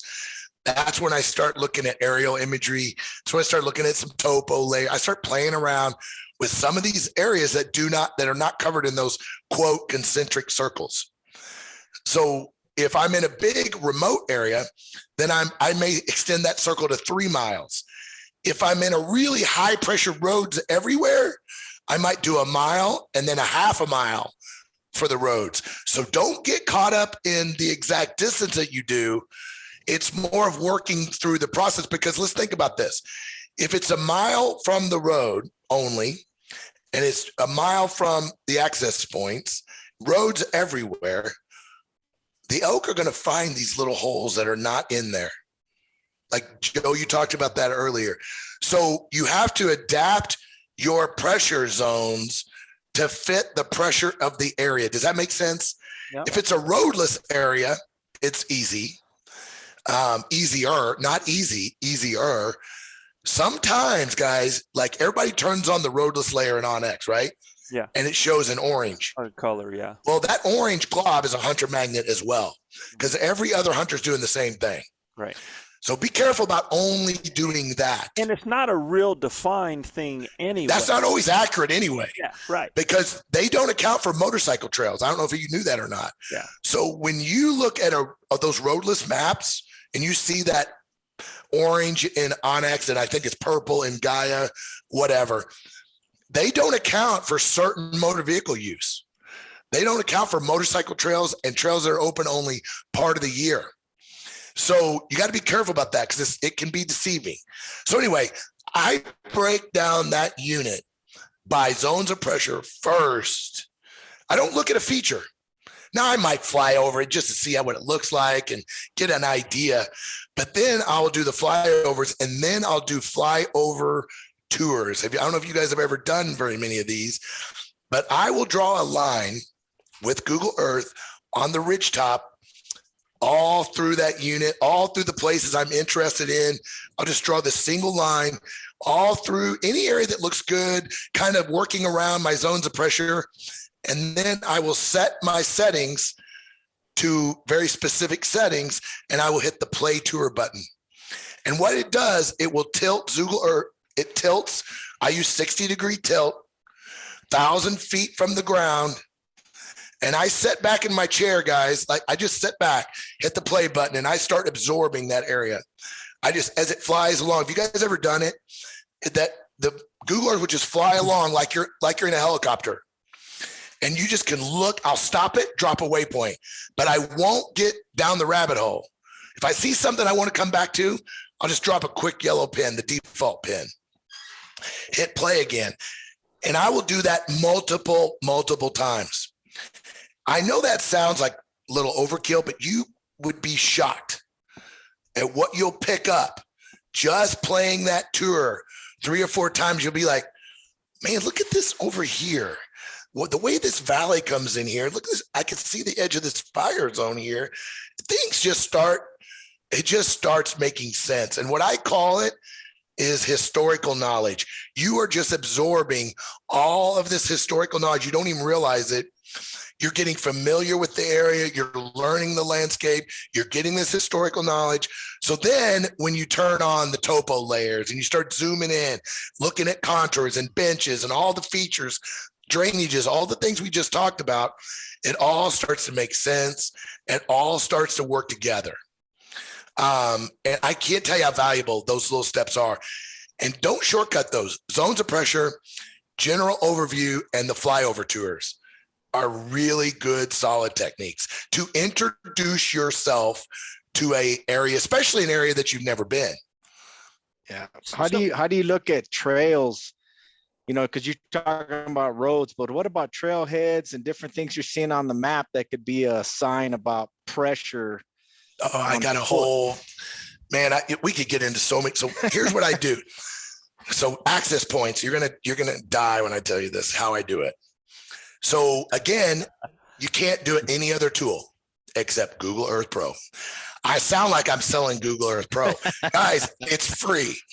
It is. Absolutely. It's free. I get nothing. I'm just telling you, it's the key to most of the things I do. Before so you go ahead. Do that, what's the difference between the Google Earth Pro and what they're doing with the Google Earth Online now? Okay, so that's a great question, Joe. So real quick, just without getting in the weeds, Google Earth Pro on the application allows you to install all of these file sets I'm telling you about. Oh yeah, right. Google Earth on now, KMLs, shape files, polygons, all the stuff that you want. You pretty much have to use Google Earth Pro, right, to be able to do that. Yeah, to be able to do it, and then drop it in. Right. So then the Google Earth Online. Now I will pull it up because sometimes the online version has the best quality imagery. Yep. Now, most of the time, it's the same imagery. Mm-hmm. So, I was going to say, before we go on, I don't think people realize this. Google Earth doesn't take their own photos. Did you guys know that? Probably did. Yeah. Everybody thinks Google Earth just takes photos and they got all this imagery. They don't. They buy them or they acquire them from third-party sources. Satellite companies, probably Elon Musk, who knows who. But I did a test because I had a theory that all of these hunt applications are buying their aerial photos from different sources. Well, obviously, OnX has a bunch of snow-covered layers that Basemap might not have. FatMap certainly may not have. So I did a screenshot of this particular trailhead with every hunting app. I had this trailhead with snow on it. I had this trailhead with 5 cars parked at the trailhead. I had another one with 20 cars. I had one with 0 cars. I had one with it. It was crazy. So it hit me right then that all of these different applications and these tools are obtaining their aerial photos from different sources. So that's another reason to use multiple platforms because you can get different ages or different dates of photos. Now, some even don't give you that date though, like no, none of them do. That's why you got to use Google Earth. If you need to identify something particular because of date, then you got to go to Google Earth. I wish they did have the date, Joe. They don't want to put the dates because they don't want you to know how old of photos they're using. Yeah, otherwise you can use that product, right? Yeah, that's right. Because I showed an example in my class of a beetle kill. Mm-hmm. I pulled it up in Gaia. The timber's green. It's like normal forest. Pull it up in Google Earth, it's all on the ground. It's like toothpicks. If you only used Gaia, and there were some awesome looking spots in there. If you only used that tool and you showed up at that trailhead, you'd be like, what the hell happened? Yeah, absolutely. But if you use multiples, you got less chance of that happening. So anyway, What was I? Yeah, I was talking. Trailhead. We were at Trailhead. Oh, so the access points. So I pull up an access point, Aragon, and I look at it at the maximum zoom level. What am I looking at? Well, how many parking spots are there? Does it look like a Walmart parking lot, or is it like just a pull off? Most guys never take the time to look at that. I pulled up this one. There's this Spanish Creek trailhead that I was interested in going in. It looked good, but I didn't like because it was dead end. There's a couple things I didn't like about it. I said, I'm going to pull that thing up. I pulled that thing up in Google Earth, and it swear it looked like a Walmart parking lot. In July, there was over 100 cars parked there. Sheesh. And I'm like, holy cow. I'm like, if I wouldn't have done that and just rolled in there, I'd have been depressed. I'd been like, oh, I don't know about this spot. So anyway, so I zoom in on that trailhead and I analyze it. And how do I analyze it? I'm looking for horse corrals. I'm looking for parking spots. I'm looking for what kinds of cars are they actual cars? Are they trucks? Are there horse trailers there? And then I start going back to the historical imagery. What does it look like in September? What does it look like in October? What does it look like in the summer? There's a lot of recreational traffic. And guys, that right there can tell you almost everything you need to know about an access spot. But those years jump pretty big sometimes on some of those maps, though, don't they? What's that? Some of those years really jump, like you're trying to get. Yeah. See, and that's the thing. You never know what you're going to, right? You're right, Joe. You never know what you're going to get. But here's the thing. When you're looking at a trailhead, you don't have to have that good a resolution to see what kind of traffic it's getting. You know what I mean? Right. The cars might be fuzzy because in Google Earth, as you go back, the image quality gets less and less. Right. Because the cameras have gotten better. Obviously, technology's gotten better. So when you go back in the years, sometimes the terrain it's not as usable from a terrain analysis, but it's still good for access points and stuff because you can still see well enough to tell, is the road paved? Is the road gravel? Like when I look at roads. When I look at a road, is there a strip of grass down the middle of the road? Or is there no grass in the middle of the road? If there's no grass in the middle of the road, I know that's a busier road. If I see the strip of grass, I know it's kind of busy, but maybe not too busy. I do the same thing for trails, Eric. I look at every trail in my area. Can I find the trail? Can I physically see it? If I can't see the trail, I get excited. If it looks like if I see a trail and there's 3 or 4 trails paralleling the same trail, I know there's either a lot of livestock in that area or it's a lot of horse packers going in there. Yeah. I changed an area that I've hunted in for years. I moved from a lower spot because water issues with horses, this and that. And then I got to a place where I could set a spike camp, keep a base camp down with horses. And this whole spot that I was camping on was right in a saddle. And I was always diving off this one side in this place that nobody wanted to go down because it's just nasty, but there was a lot of bulls in there. But I just happened to wander off, just walked away from the camp for a second. And I'd probably been hunting in that spot for 5 or 6 years. But I walked off maybe 50 yards from where I had my spike camp. And I noticed like, well, dang, there's a trail right here. What the hell? So I said, oh man. So I started bombing down there. I started looking on the map. Yeah, there's a trail there. It shows it, but nobody's used that thing for years. I even had to go in and put tax to try to get that thing. To this day, I've never seen one person in there. We've taken a lot of bulls out of there, but nobody hunts that. They stay on that main trail.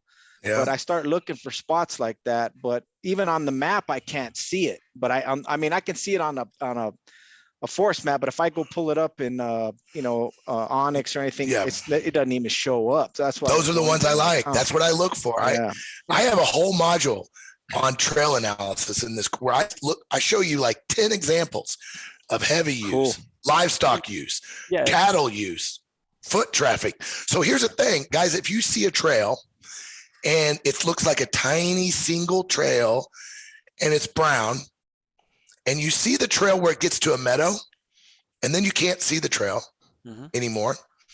And then as you get closer to the other edge, you see the trail. That's not a livestock. That's not a horse trail. That's a person trail. I mean, it's a backpacker mostly because livestock will go the same way. They'll wear it down. Yeah. It'll be a dark brown ribbon. But if you start seeing like intermittent, like you could see it a little bit here, can't see it for a while, see it again. Now, this isn't a science. I'm just saying, generally, that means I would classify that as a medium use trail.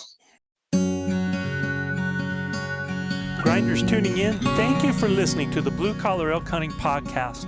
Our goal is to share our knowledge and help you flatten that learning curve so that you too can have some of the very same incredible experiences that have given all of us here at Elk Bros a lifetime of memories. If you like what you hear or see, you can get all of this information plus so much more from our Base Camp Elk Hunting Training Camp, the first in a series of online courses from our Blue Collar Elk Academy. Our Base Camp Training Camp allows me to use my coaching style and share almost 40 years of elk hunting experiences successfully hunting elk on public lands, as well as over 20 years guiding hunters of all ages and experience levels. This course will be like nothing you have ever experienced in concept and structure, using success-based coaching techniques that will elevate your confidence and skill sets.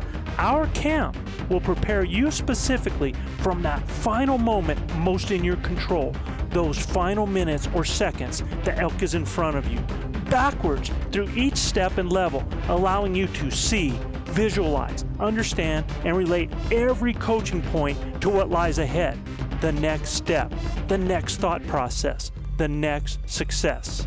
Because y'all, you've already been there. You know what it looks like. By tapping my 30 years of teaching and coaching experience, our camps are developed considering multiple learning modes with text, visuals, audio, as well as video. And Base Camp will benefit those new to elk hunting all the way to the 10 to 15 year vet. So if you are looking for that one thing to help you fill that tag this year, invest in the most important piece of equipment there is, you and your elk hunting knowledge. You can find the Blue Collar Elk Hunting Academy and the Base Camp Training Camp at elkbros.com. That's ELKBROS.com. Keep dreaming of the screaming, believing in achieving, and most of all, keep grinding. And the trail Aragon, like you just said, that's a light use trail. When I can't see it at all, I get real excited about that. Now, there's a reason sometimes you can't see it. It's because they don't clear it anymore, and it could be a nightmare. It could be a nightmare with blowdown, but still, it's got a burn in it and everything. Yeah, so you got to weigh it all out. But so I do the same thing with, especially because when you were talking about, first thing in my mind is it depends on where that trail's coming from. The easy walking spot where it's staying down in the bottom or staying where the easiest walking is and stuff like that. But I've seen trails just like that that'll come in, that'll disappear coming to a meadow, that was actually angling off the side of a slope coming down from a bench area or from a saddle that's up on the top there that kind of comes in and does the same thing. And every now and then, now if it does like multiples of thick, deep, and everything like that, you might have a cattle trail that's happening there, but I've seen a lot of elk trails or game trails that do that, will disappear into the meadow, and then they find an area where they will go and then again head back up towards an area, towards another saddle, towards another bench. Or if you're seeing trails that are running on the top of ridges that, that have fed from 3/4 up on a ridge line and end up hitting the ridge and coming down that and riding that finger trail, you can also kind of get an idea of the area where elk are actually moving and how they're moving as well. Yeah, you're right. I look at every saddle in my area that doesn't have tree cover. I'm always looking close at. I want to see those multiple trails going through that saddle, because those are not people and they're not horse trails usually. Right. And unless it's an established trail, of course. Right. But when there's not a trail on the topographic map of any kind, and I start to see these lines like you're talking about, Joe, on the saddle, I'm like, okay, there's some activity here. Now, I don't know what time of year they're doing it. I don't know any of those kinds of things. I just know that that's probably some type of game trails, Now, I'll be honest with you, game trails are not super easy to see when it's only a game trail. Yeah. And there's no horse or no foot traffic. Extremely hard to see with Google Earth Pro. even with the maximum zoom, but you just got to really study it, start looking for it really at the maximum zoom, almost like you're just painstakingly picking through the countryside. And I don't even mind if it is a cattle trail that's running deep, because elk a lot of times are going to use the path. Oh yeah, absolutely. Absolutely. So then let's say I see a bunch of lines that look like cattle. Well, I will turn on my livestock allotment layer on Google Earth, and I'll see, is there grazing going on? Is it sheep? I will not hunt an area that is being grazed by sheep. Will not.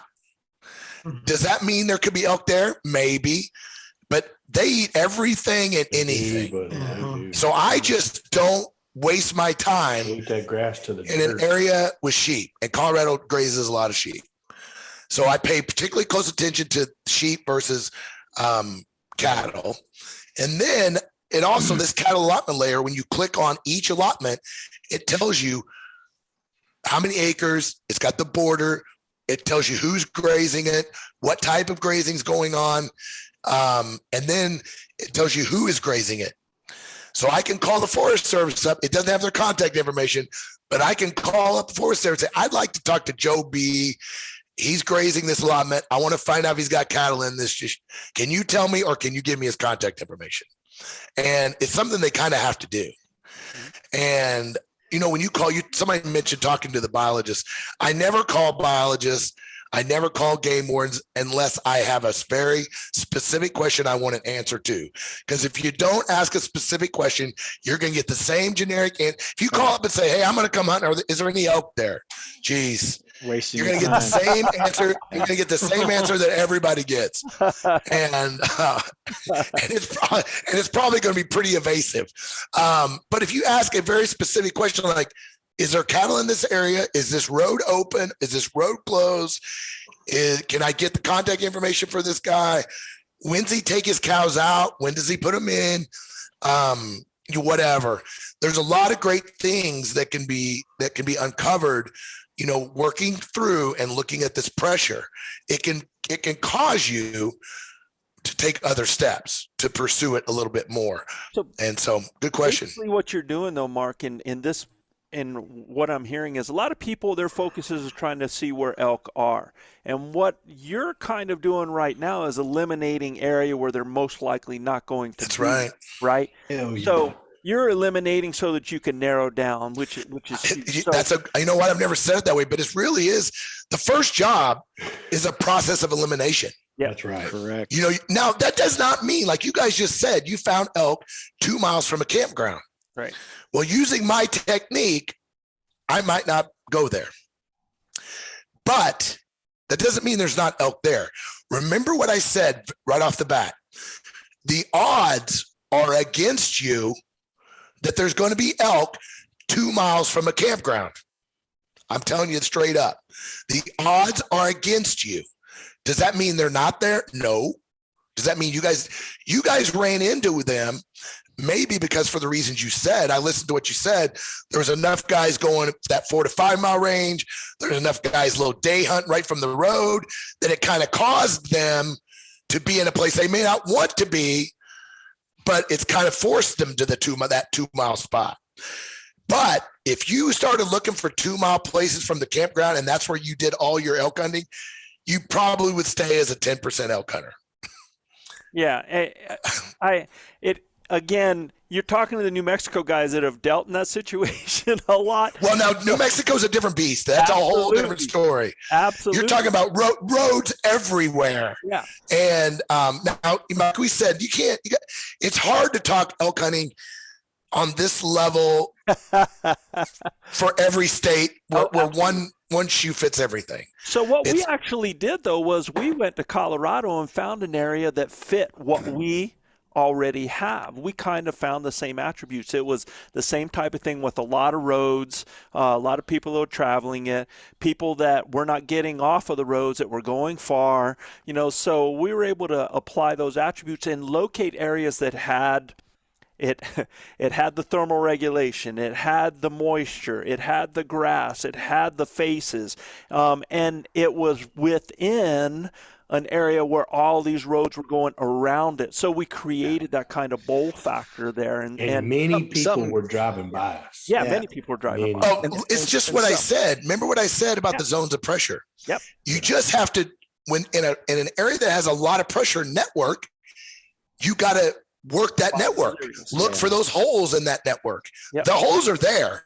Absolutely. They may not be 4 miles from the nearest road, right? But the furthest you can get is you can find it if you break it down that way. Yep. And those are the honey holes in those high pressure areas. Eric. Yeah, another thing I think you guys did, which I think is real important too, when you're going to do scout, when you're deciding on where you're going to hunt, is you fit. I don't know how you guys are able to do it. It's really incredible because you had Chav that had some limited mobility. You had guys like Cole that just want to bust out, like, you know, we just want to go as far as we can. Variability level. You guys worked a lot on that to find an area that was going to hold animals at different levels of ability. And that's real important, because you can find all the elk you want, pick spots out, but if you are not prepared for that kind of type, you're wasting your time. So you got to use these kind of tools for that, and you guys do a good job of that. Talked about that early we did on. a great.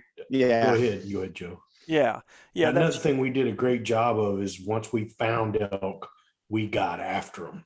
You know, we did not let up on them. Yeah, you did. Yeah, we made the best out of it, man. We got after them. So Mark, here's the thing, man, is you talk about all the work you do, and especially for these people here, and you love what you're doing there, but you've done it so long, and you've been out in the woods, and you've been out in the, you know, like I know you can drive down a road, and you can look at a hill, and you can already evaluate some things that are going on with that hill, man, just from the skill set that you have right now, right? Yeah. Right. So when you're looking at a map, when you're on your Google Earth, when you're looking down at stuff like that, when you are doing that and breaking it down, what is it that you see that pops out to you most of the time that other people don't see?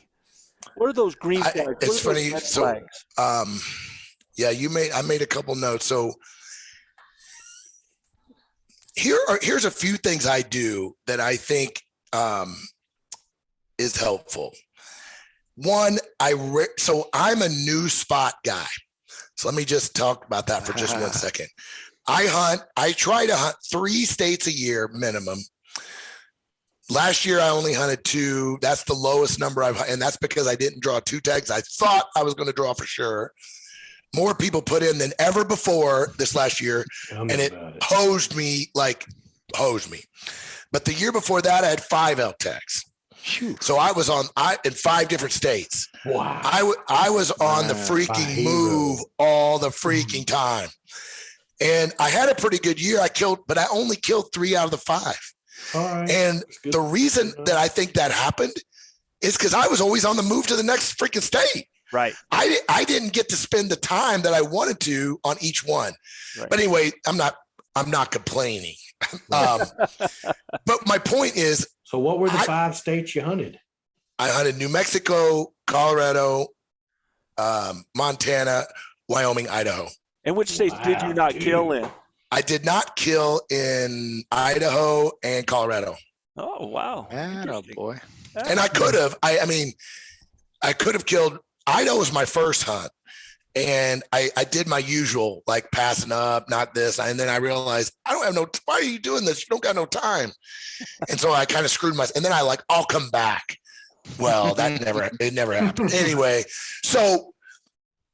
but the other thing I do is I rarely, and this is probably why I don't kill giant bulls. I have never killed a bull over 350. I've never killed a bull over 330.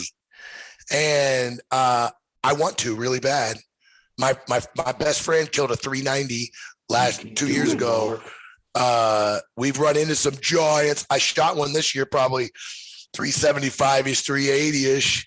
It was just, anyway. In Montana? Yes, in Montana. Wow. I rarely go back to the same spot. And that probably doesn't help me, but I'm 56 years old. I love to see new places. I love to e-scout. I like to break new places down. And my bucket list, my elk hunting bucket list, guys, is so freaking big that I'm never going to do it before I can't hunt anymore. So what I have to do is work this process. So what I'm saying is I rarely spend any time with boots on the ground. I can't think of the last time I went and looked at a place. I live in Montana and I don't scout at all. Montana is like a state I like to hunt. I love it, but it's one of 5 that I spend a lot of time in. So it's just my style. It's not the best style for success. It's what I like. Okay. The other time is I think you guys are catching on with the maps and the zones of pressure. Yeah. Mm-hmm. I spend a ridiculous amount of time looking at the big picture, absorbing the entire freaking unit. Mm-hmm. I know by the time I'm done, I know every road name. I know every mountain name. I know every trailhead name. I know everything about it. I know how to drive to every one. I know how to move around. Before I even start looking for elk, I know everything about that freaking unit. So I spend a stupid amount of time on that. I spend a lot of time, like you just said, I eliminate a lot of areas, like the process of elimination. It's one of my starting points. I focus in on those areas outside those zones. And then I spend a lot of time with historical imagery. I talk about Google Earth a lot, I know, but I spend a lot of time with the historical imagery, how that area is changing, what the beetle kills are doing, what the fires have done, the aging, how sparse the timber is, the green ribbons. Are they green in June? When do they start turning brown? Do I suspect that the bottoms are still going to have moisture in September? I'm looking at all this kind of stuff. So those are some things that I do right off the bat. And most guys, they want to jump in, start dropping waypoints, marking benches, marking this, marking that. And I don't really do that. Now, I think, I don't know who said it. Maybe Gilbert said it, but you got different hunting abilities in your groups. Okay. A lot of guys do. A lot of go with their dads, go with whatever. Guys, I spend a bunch of time talking about limitations. You have to understand your limitations of you, not yourself. Mm-hmm. Well, you do, but your group. Yeah. And you have to be brutally honest. A lot of hunters have a real problem being honest with themselves. They think that magically, when they get to trailhead A, they've never hiked over 5 miles at home, but when they get there, they're going to be able to do 10. Mm-mm. It's like magic is going to happen between the time you leave the house and you get to trailhead. Well, I seriously can I see a couple guys and it might happen on day 1, but by day 3 you're toast. Yeah, man. So you have to set what I call in the course, you have to set a hunt parameter. And I physically do it. And there's only 2 ways to do it. Google Earth Pro, I sound like a broken record. And now OnX has it. It's a radius tool. Yeah, that's right. So what I do, guys, at trailhead A, I will draw a circle that is 5 miles from the trailhead. I will draw another circle that's 15 miles from the trailhead. I'm going to find all of the areas between that 5 and the 15 that are within, outside of those zones of pressure that we just talked about. That's my zone for llamas. And the reason that's my zone is the first 5 miles, I'm dealing with backpack hunters. After that, very few. And between 5 and 15, most outfitters don't spend time in that zone. They've got to go further to make their clients happy. So they're in that 12 to 15 and past range. So you talked about that by that campground with llamas, my sweet zone is 5 to 15 because the horse guys that's not far enough. And the backpack hunters is kind of too far. That's just me. But if I was hunting from a vehicle and I had limitations, I would draw that circle to whatever my limitations were. Does that mean when you get to trailhead A that you're not going to go beyond it? No. It just really helps when you're doing your e-scouting work. You can always see that circle. So you always have some reality in your work. Like you're not looking at points off here on freaking ridge, on No Man Ridge, that's 14 freaking miles away, and you're marking all these points, and there's no way in hell you're going to get there on foot. More or less, get an elk out of there. So setting that hunt parameter is a very good, simple, it adds realism and adds some reality to your planning. It gives you a guide. I know it sounds elementary, but all of these things are elementary. It's putting the whole thing, the whole package together is the key. Mark, does your radiuses change? The size of your radiuses change from trailhead to along the road going to the trailhead? Absolutely. There you go. Absolutely. I'm just talking like an example from one trailhead. Right. And again, once you do all this markup, you will be shocked at what kind of little pockets you'll find. Well, look at this spot over here. It's in the 5 to 15 mile zone, but it's outside of all the other 2 mile circles and the 1 mile from the road. Oh, that's a nice, and look at all the features it's got. Look at that north slope. Look at this canyon run. There's no trail in there. I like that. There's no established trail. Now, I haven't heard you say anything about elevations and slopes. Yeah, well, it's a big deal. Yeah. Slopes particularly. Elevation depends on the state. Right. Guys, so for example, from elevation to elevation. So it's weird, but the environment like in Montana, it took me a while to get used to this. I figured it out that it's about 4,000 feet is the difference, which is a lot. So for example, 12,000 feet, the environment or the climate or whatever you want to say at 12,000 feet in Colorado is about the same as Montana at 8,000 feet. Makes sense. Because we don't have the 14ers. Right. Like you have to look hard in Montana to get above 10,000 feet. Like our 6,500 is that 8,000, 8,500 in Colorado. Yeah, so you got to learn what that kind of is. Right. And that's a hard thing to kind of start to learn. But really what you can do is start looking at tree line. So look at the tree line, look at the tree line in your area, compare your tree line to Colorado. The difference in the two is about what I'm talking about. Mm-hmm. So in Montana, most of the time, the tree line is in that 8,000 to 9,000 foot range.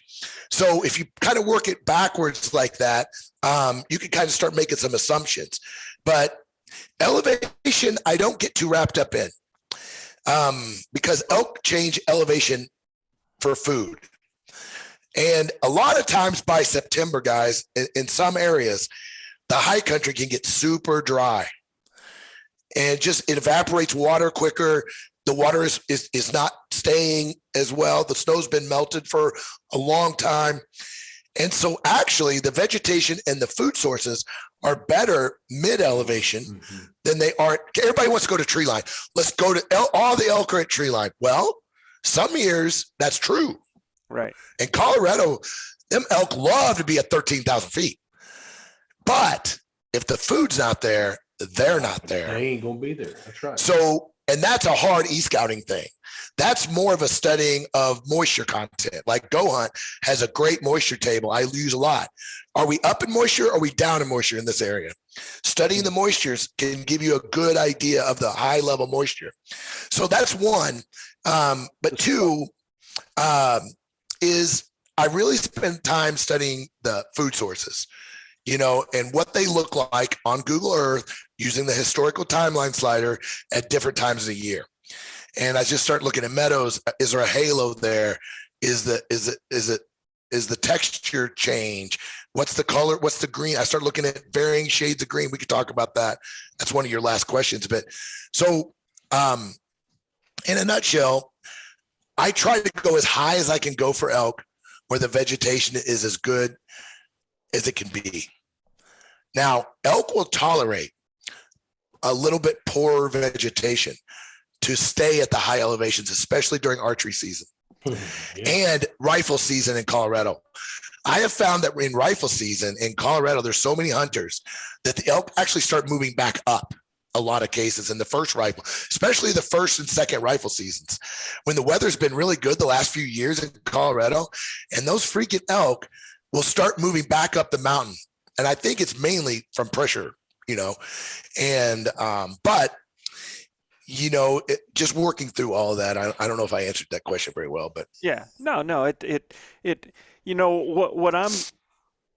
what I'm looking for in this section of it is like you said, the things that you're looking at when you're eliminating narrowing. I know you have green flags. I know you have red flags. There's some things immediately when you see something, it's like, you're starting to eliminate that. And, you've explained what some of that is. Some of those green flags, you've already talked about that, like some of the combined features, some of the different things with the different feed areas.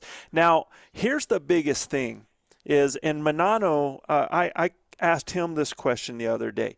When it comes to water, and I have this philosophy that when you're talking about water, that is the one feature that the animals will go the furthest sometimes, or at different times, a lot of times, to be able to deal with that. That of all the things, of the thermal regulation, of the security, of the food, the water is the one thing that they will change what they're doing to suit the situation, right? They can go a lot farther. I know of a herd of elk that goes 6 miles every day to get to water, and then 6 miles back to go to bed. So I know what those animals will do with that. But when it comes to food source, because Manano was talking about how when he e-scouts, he's looking for food source. And my first question was, how do you do that? And I have ways that I think that can be done as far as looking for food source, and you started to mention some of them, but let's go more in depth with that, because we always say elk are slaves to their belly. It's all about the food. You find the cows, you're going to find the bulls, and the cows are going to be feeding where they can get the best nutrients, the best food, so that they can have a healthy calf when they drop that booger, right? So is it possible to locate food sources e-scouting? Yes. Now, in my course of researching this course, I did a lot of research on the basic needs of elk, and I was shocked. I thought I knew a lot about it. But when I started actually looking at the research studies, not the hunting articles, what types of year they eat forbs, what times of year they eat grass, I didn't even know. When I first started, I did not know that elk have to almost switch food sources. Their stomachs are not capable of digesting multiple food sources at the same time. Now, they'll nibble around, they'll do a little, but from the predominant food source, they kind of focus on it, and then they refocus on the next food source. Right. I kind of thought it was grass all year, when I first kind of started, but it's not. There's a lot more to it. So when it comes to food, keep that in mind. At different times of the year, the elk change food sources to better adapt themselves for digestibility and the availability of the food source. Right. So number one, before I go further, water. I didn't talk a lot about water. There's a reason. It's my least analyzed feature. Right. Now, if I'm going to New Mexico, or if I ever draw a freaking Arizona tag, right. I'm 16 years in now, and still have never drawn a tag. So if I ever draw a tag in there, and even places of Utah, there's some arid places in Colorado, like I mentioned, the place I went to. There's a few places that I spend a great deal of time on water. But in Montana, I rarely spend any time analyzing water. Colorado, for most areas, I rarely, because like you said, the elk will go the furthest for it, and it's almost always available somewhere. Mm-hmm. So it's really hard to predict that kind of thing. It's hard to scout for it, et cetera, et cetera. So it's not the high, doesn't mean I don't do it. It's just not high on my list, unless the area forces me to kind of do it. So keep that in mind. Okay, so when it comes to food sources, this is a really good one. Absolutely, you can figure some things out. It's not a science, but there's so many things that you can do. I mentioned the scenarios with the elks and the stomachs, but there are landscape situations that create the food variety that the elk need. So what do I look for? The first thing that I look for is edge habitats, the edges. I want an area that has a lot of edge, meaning transition from fire to open, from fire to meadow, from fire to dark timber, from beetle kill to the same things. I'm looking for what they call dispersed meadows, small meadows that are kind of just pockets all around the timber. I'm looking for strings of meadows in the bottoms of drainages, because I'm really looking for on those edge environments for one thing. When I did my research, I found that 50% of the vegetation variability, meaning 50% of the variety of food in that whole area happens within 50 feet of the edge. Okay, what I mean is and that goes both directions. That's important to remember. Out into the open where the vegetation that grows better in the sun is more prolific, and the vegetation in the timber in that transition where it gets a little sun, not that much sun, is a whole different set of vegetation. So 50 feet, both sides of that edge has the most variety of vegetation. That's because of sunlight and moisture, because of the shade and the shadow. That's right. Shade, shadows, right. And all these varieties of plants can grow. The further out you go, the less desirable it is for the elk. The further in you go, of an edge, any kind of edge, the further in you go, the less desirable it is. Not because there's not food, okay? It's because of the less variety. Elk like that. They really like that variety. And at certain times of year, that can be really key, especially hunting seasons, during those seasons when they're trying to transition food sources. So edge environments is number one. Number two is sparse timber. I look at the timber. Can I see the ground in Google Earth? Or can I not see the ground? That's important. And it really is, for food, it's really important. And then last, I'll leave you with this, is that this is what I spend quite a bit of time on. When I see meadows, and I got these chain meadows and these canyon ranges, I zoom into those meadows and I'm looking for some very specific things. I am looking for various shades of green. Okay, if that meadow is the same color green, I'm like, okay, nothing wrong with that. But that's telling me it's a very similar vegetation, the entire meadow. When I see dark, light, yellowish, I see all this kind of different colors, that's telling me either there's multiple types of vegetation or there's multiple moisture levels going on in that meadow, okay? That's important to know. The multiple moisture levels is really good because it creates growth of different types of plants. So I look for that. I like to see various shades of green in my meadows. The other thing I like to see in my meadows is texture. When I zoom in and I see the meadow and it looks like like AstroTurf, that's telling me it's predominantly grass. When I see it where it looks mottled, you ever look at when it looks like it's bumpy, like it's bump? That means there's buckbrush. That means there's bushes. That means there's woody plants. Okay, in the fall seasons, elk start to transition from grasses to woody. So I love to find meadows that have that mottled look in them. The last thing I look at with meadows is I love to find meadows with halo. I call them halo effects. You look at a meadow and around the edge, it's a different color. It looks like it's got a halo around it, around the whole perimeter, okay? It's not that common. But when you find those meadows with that halo around them, what that's telling you is that there is an incredible variety of plants and vegetation between the edge and the middle. Remember, we talked about that variety. When it's magnified, it creates that halo effect from the aerial photo. So those are a few tips. That's a few things I look for on the food sources. When meadows was my number one elk finding feature. That doesn't mean it's the top priority one. Right. It's number one because food is important, like you said. And so when I do meadow analysis, remember I talked to you about the access points, how I look for cars. I do the same thing with meadows. Yeah. I zoom in, I study them. What does it look like? According to the things I just mentioned. Multiple canyons where water come down to where it's flattening out, different things like that. Exactly. Or moisture areas, right? Well, even so, man, I've seen meadows on tops of mesas that have high moisture content. If you break them down the way I just said, you don't really have to worry about it. You can tell from what you're seeing. If a meadow has a lot of vegetation in it, woody plants, it's getting moisture somewhere. Somehow it's holding moisture.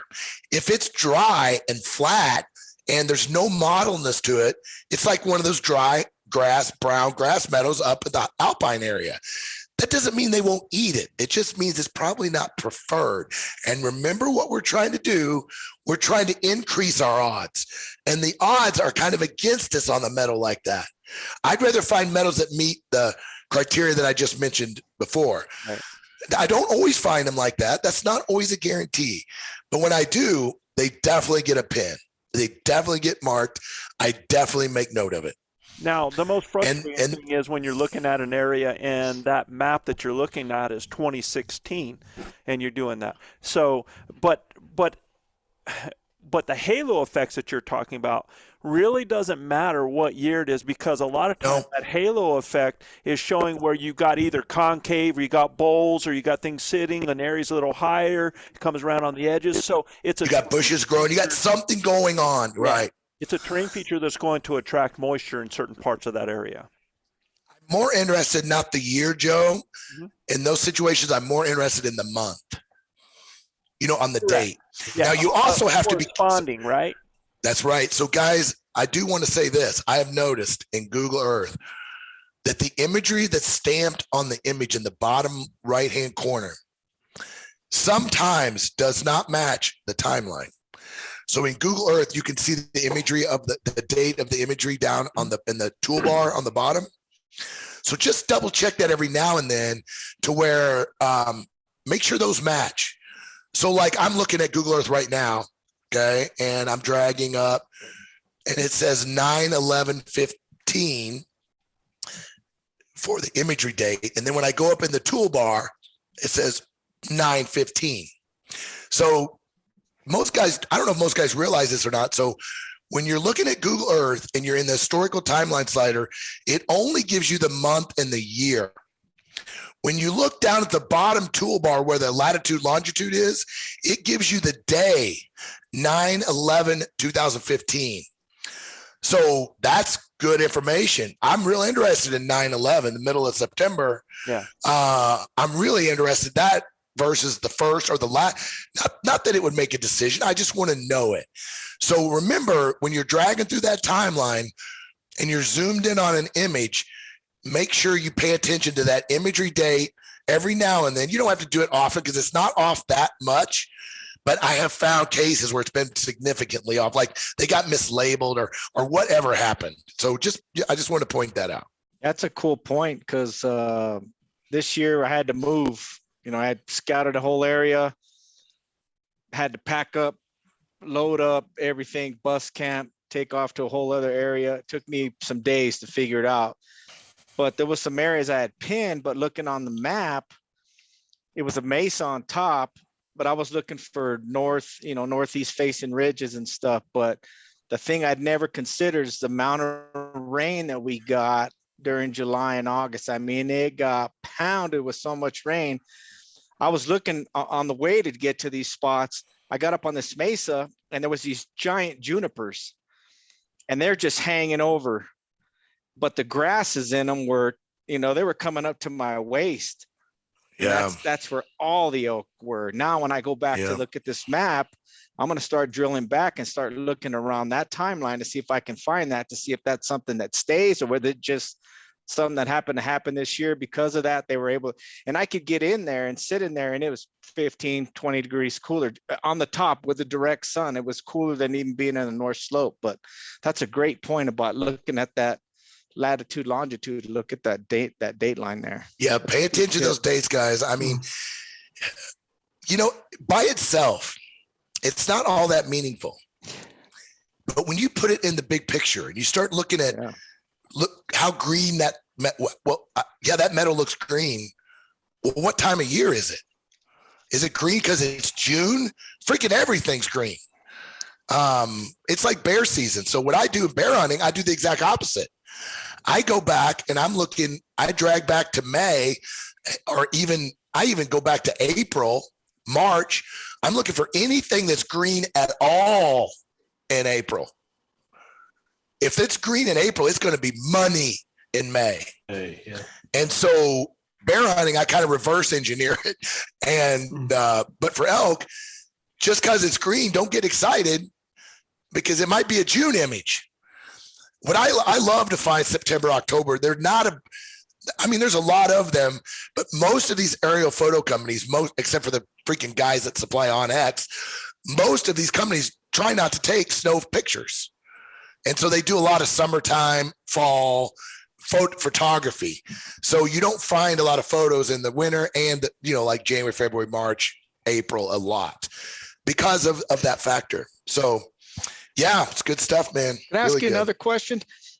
Shoot. So, your experiences, because you've kind of built yourself for this in a lot of ways, coming from Missouri, hunting out west, you had to do a lot of that research. And a lot of our guys that come on the show, they're from all over the place.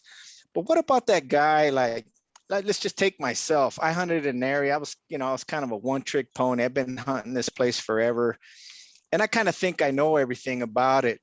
What would you say to a guy like that that's thinking about this? I really don't need this stuff. Because how do you make an area you've been hunting? What would you focus on? An area you've been hunting on forever. How would you make it even better? Where you still want to get into this and not, hey, I'm going to a new spot. I went to a new spot last year, so I really dug into it more than I ever have. But what would you say to a guy like that? Like I get this question all the time. So I've been hunting elk for 20 years. I hunt the same spots every year. What about this? Why would I be interested in this course? I'm like, well, do you kill an elk every single freaking year? If you do, then you don't need the course. Right. But if you go 1 out of 4 or 1 out of, you miss a year here and there, you want to kind of work on it, you would be surprised. If you reverse engineered your areas and you started back from scratch, assume you don't know anything. You do the zones of pressure. Just start from the elementary basics, and you do the Google Earth flyovers. You do the path. It's called a path. You use a path tool. You'd fly over your unit, every drainage, every ridge, and you sit there 5-10 times. Do it.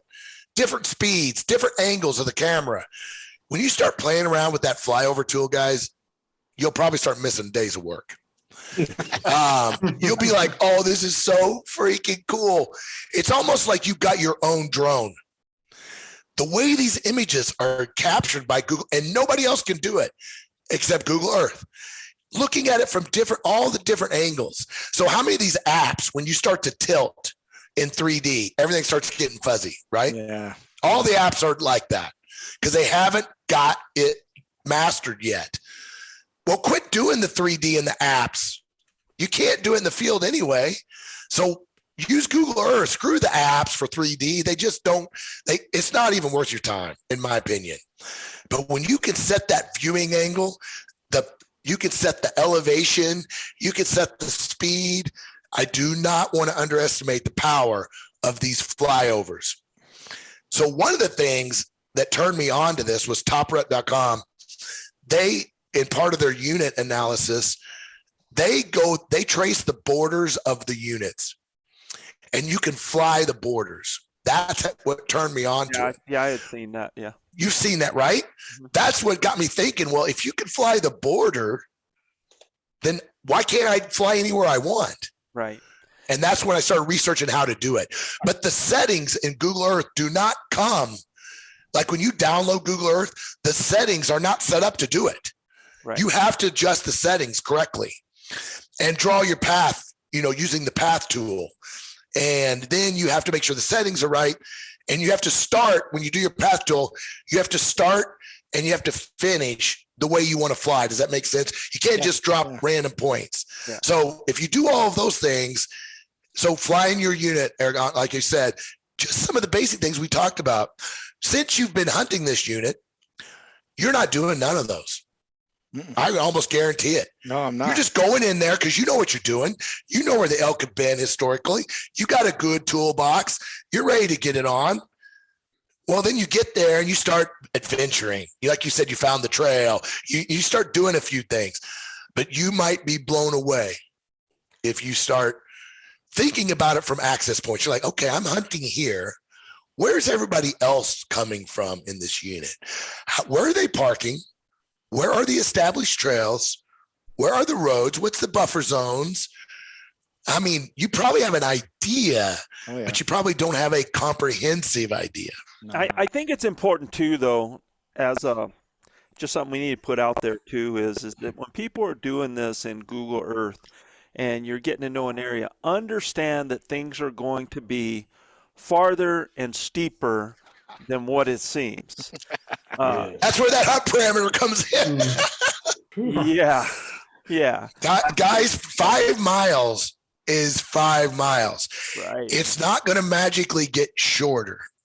When you draw a line and it's 5 miles by line, it's probably going to be, it can be as much. So I don't know if you guys knew this or not either, but when you draw a line in Google Earth, guys, it does not account for the valleys, and it's a straight line. Now, as a crow flies.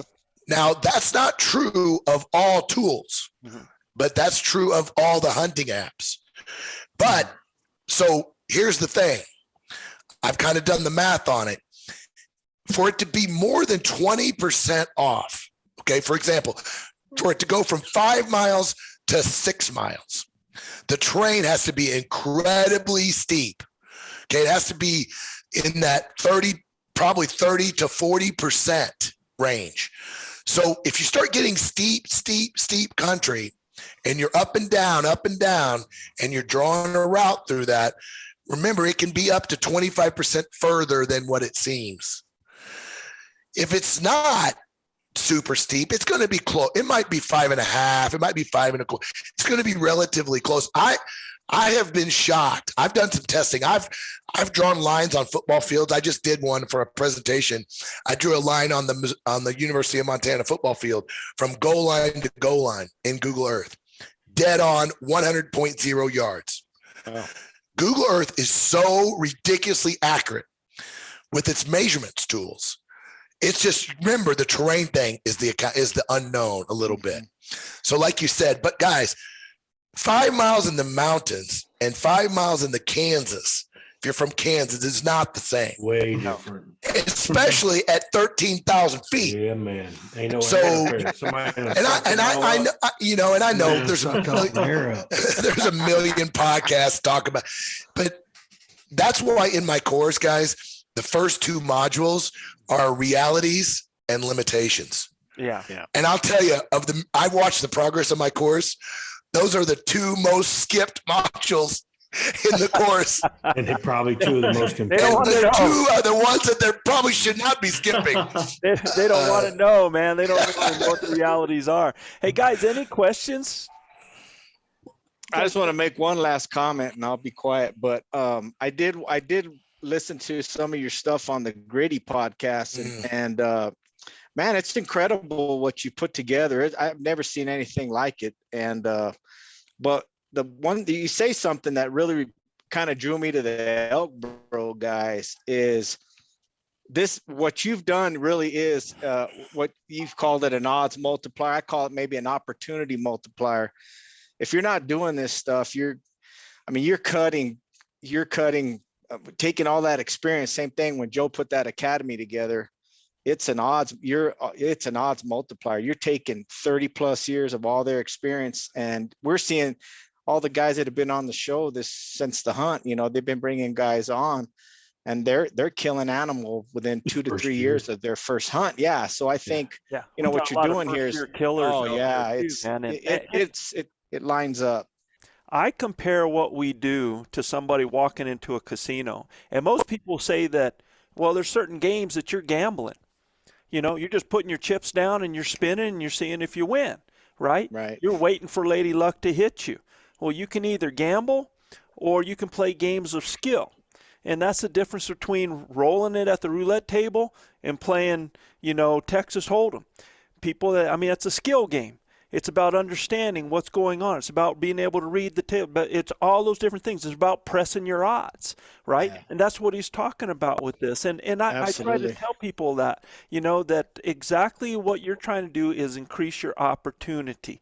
And by understanding where elk aren't and locating where they possibly can be. And then evaluating and verifying with boots on the ground. You make that judgment, and then, man, if it's not there, you're moving, you're grooving, you're off to the next place. But you have a plan, and that's one thing that. And we're going to be doing some stuff in conjunction with Mark here, including him in with some of the stuff that's going on in our academy, because what he's doing is helping people to locate that. That's his lane. That's his expertise. Oh, it's If you incredible. want to find out the best way to do that, well, we can tell you what we believe and where you should find out. But if you want to master that, you want to go to his academy and do this. You want to learn how to hunt elk and be more successful in closing that deal and understanding that animal and that behavior and the hunting side of it. Well, we're going to provide you that. There's things that can happen both ways with that. And what Mark has done is he's taken what he's had to do for 20 years, because when you take off from Missouri and you're going to go spend so many days in one place, if you're not efficient, you're not effective, right? Oh man, tell me about it. Yeah. And We're not going to talk about my success odds in the first 5 years of my, like I told you, I killed an elk the first year and I thought, oh, my dog's barking. I'm like, well, that was easy. I'm like, that's nothing. That ruins you. Well, I had a few dry years figuring it out after that. Absolutely. You know, when Joe came to me and said, Gilbert, I want you to start breaking this scouting stuff down like you're fishing a lake, right? And it took on a whole different phase. That's what? I'm going to steal that if you don't mind. No. That's a great analogy. Listen, man, it took on a whole different thing for me, because I come from a fishing background, fished professionally for a while. And look, so much about what we do on the fishing circuit is about finding where they ain't, right? Yeah. And because you, in your practice that you're out there, you're covering water and you are really finding where you're not going to catch them, right? And then you stumble on some things, and then you really dive into why I am catching them here. But then you got to figure out how to catch the biggest ones there, right? Yeah. So elk hunting lines up with that too. I mean, you guys, how we hunt as a group, we're equal opportunity elk hunters. Now, I'm going to tell you, Joe's going to try to kill the biggest bull that he can see, right? I get lucky and get some to come in and stuff like that. But I'm going to tell you right now, I'm going to kill the first legal elk that I get my hands on, right? Or that I can get in my sights. And people say out there, oh yeah, but as soon as you see those antlers, things go out the window and you're trying, right? Well, that's true, but for us, man, the scouting part really took on a different thing when Joe brought it to me. Is you need to look at this just like you did lakes. And man, it made it a lot easier, even to the fact of our hunt this year. I would lay in bed and I would have my Google Maps on and Onyx on my phone and Basemap. And I'm looking, we'd never been to this place at all. Did a lot of scouting, e-scouting, stuff like that. There was a lot of things that we didn't see that while we were out there with boots on the ground that I started picking up on. And then it was really something for me to see and study the places that these elk were starting to show up. And man, I would pin it.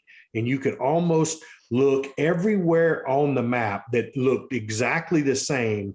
And it's like, bingo, there's another spot. Bingo, there's another spot. And you could just go from spot to spot to spot once you understood how the mapping worked.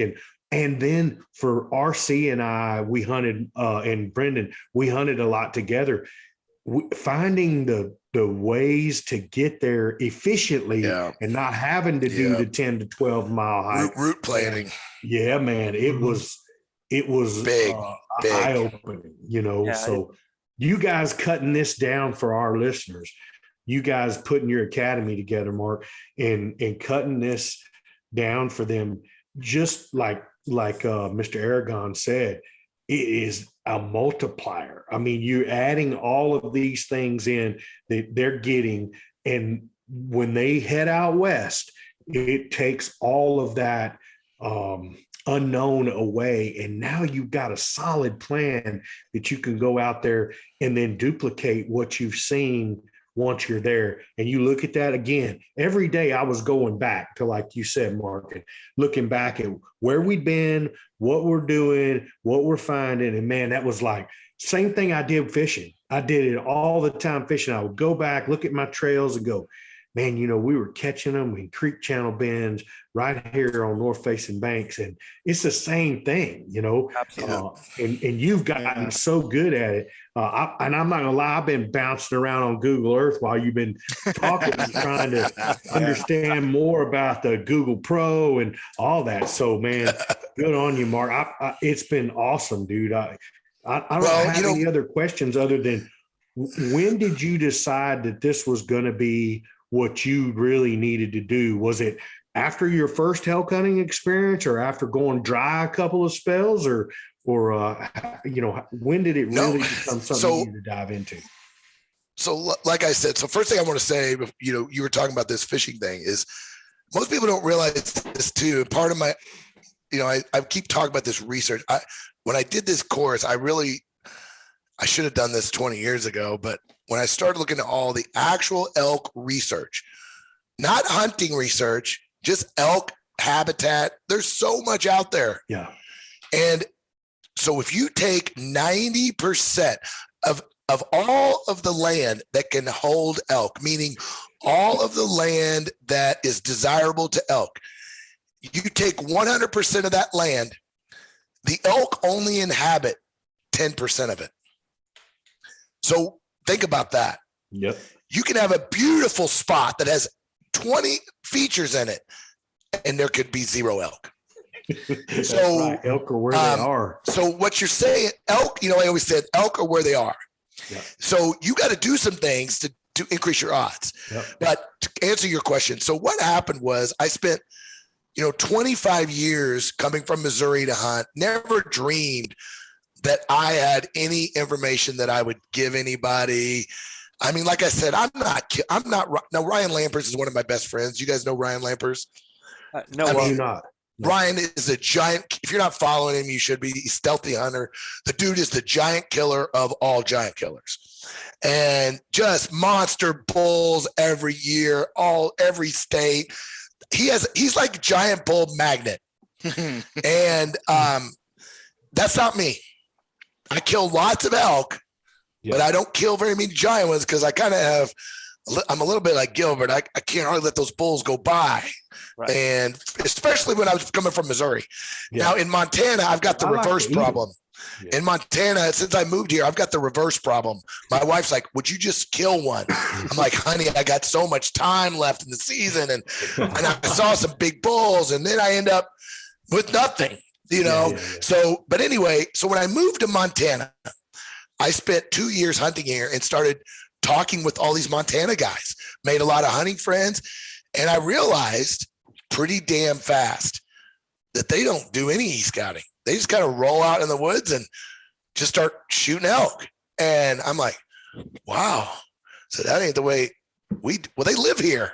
They know where the elk are. They talk to this guy, that guy, the farmer, living in this environment is way different than coming to the environment, right?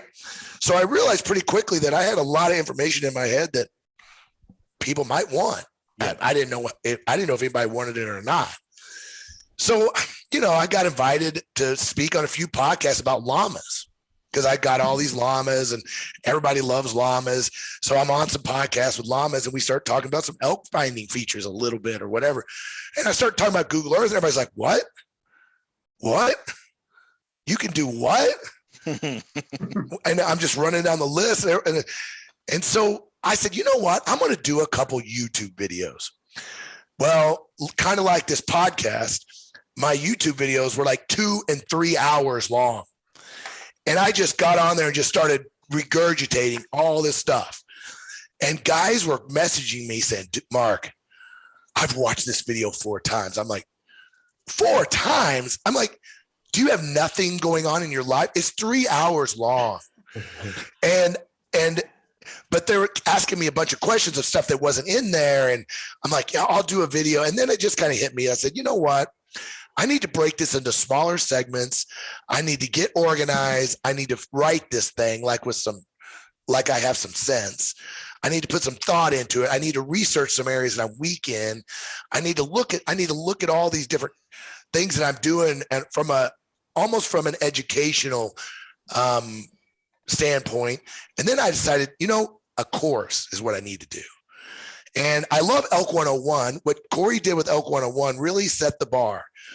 And I love his course. I recommend it all the time. I just don't think it went quite far enough in the e-scouting world for me. And so I decided to just take it from where he left off and just go that way. So I decided to build a course. I built it. This course is only 2 years old. And I just went over 3,000 members a few weeks ago. And I've had so many success stories. Guys have sent me pictures of so many giant freaking bulls. I'm like, Jesus, dude. I'm like, I'm 30 years. I've not killed a bull that big. Right. Yeah. And there's just incredible stories. And that's what I've loved the journey. So anyway, the course is actually it took me a year and a half to build it. And it's only been out there for just about 2 years now. Mark, where we're at right now, man, I know we got to get back and get you on again because this could have been a 10-hour deal tonight. Yeah, it could. You know, you got to be careful. I got to be careful sometimes. I get a little carried away when I get I've been sick, not feeling good. Yeah. Joe's been kind of like pressuring me every week, and I'm like, okay, I feel like I can do it this week, but I'm going to be honest. I wasn't all that excited, and not because of you. I'm just not feeling that great today, but I'm like a new man now after 2 hours of talking elk hunting. I'm like, I'm ready I think I'm going to e-scout for a couple hours before I go to bed. I'm with you on that. I'm jumping on your course now. Oh man. Well, I'm going to be thinking of things to hit you with the next time. Okay. So, man, that hasn't been asked because, elk hunting is elk hunting, and where they're at is where they're at, and so many similarities. But there's so many things sometimes that we don't think of in other people's angles that that could really help them out there. And we're gonna think about that. Will you come back on and join us again? Oh, I love it, dude. I mean, this is really kind of my life's work a little bit. Yeah. I'm an entrepreneur. I'm retired for the most part. Yep. I didn't need to build the course to survive. Now I'm glad it's doing good. Don't get me wrong. I'm a business guy. Don't get me wrong. Sure. And as hunters, I think hunters, they've gotten so used to getting Elk Bros podcast for free. They've gotten so used to getting great. All these great resources are free. Yeah. There's no industry. There's no hobby. There's nothing you can do in the world today that you should not seek out and advance your education. Absolutely. Courses, books, the resources that you have to make some financial commitment to. Guys, I just paid $1,338 for my special Wyoming tag today. I'm like, what the freak? And so that's the most I've ever paid for an elk tag. Wow. And I haven't drawn it yet. $1,300. I'm like, by the time they got all the fees in there, and I'm like, they proud of them elk. Yeah. If you buy a $1,300 elk tag, and I'm not trying to sell you on my course. I don't care if you do my course. I'm just telling you the reality. You got $1,000 elk tag. You got your pickup truck. You got your freaking full set of sick clothes that cost you $3,000. You got your bow that you spent stupid amount of money on, or your rifle, or you got the 300 Win Mag from Falcor. Why would you not invest in first, guys, before you buy the course? Get yourself all the best tools. Yeah. Get yourself Googler. Get all the files installed. Get Go Hunt. Get Onyx. Get a couple of tools. Take your pick. You don't need all of them, but you need it. I recommend you have 2 hunting apps and Google Earth Pro. That's the minimum. Take your pick. Base map, fat map, whatever. I don't care. I'm not here to sell you. Mm-hmm. And then invest in Elk Pros education. Invest in Elk 101. If you want to do 30 hours of e-scouting, then do Treeline Academy. Whatever. Spend a little bit of your budget to take you from a 10% to a 30, 40, 50% elk hunter. Right. Your wife's going to be happier. Your freezer's going to be fuller, and you're going to feel more accomplished than, man, it's got to suck killing an elk once every 10 years. Absolutely, man. Yeah. Change it. It's time to change it. Do you just archery hunt, or do you rifle hunt or all disciplines? Funny you said that, because when I moved here, I'd only been on one rifle hunt ever. Okay. And I'm an archery guy. Yeah. But when I got here and started realizing all the seasons in Idaho and Montana, we got 11 weeks of freaking elk season here.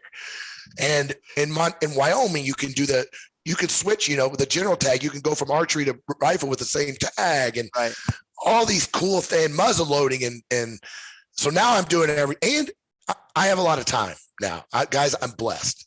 But predominantly, you'd say you're an archery hunter. Archery, but I'm now doing quite a bit of rifle, especially cool. I told you my son is 12. Yeah. So he's not ready for archery.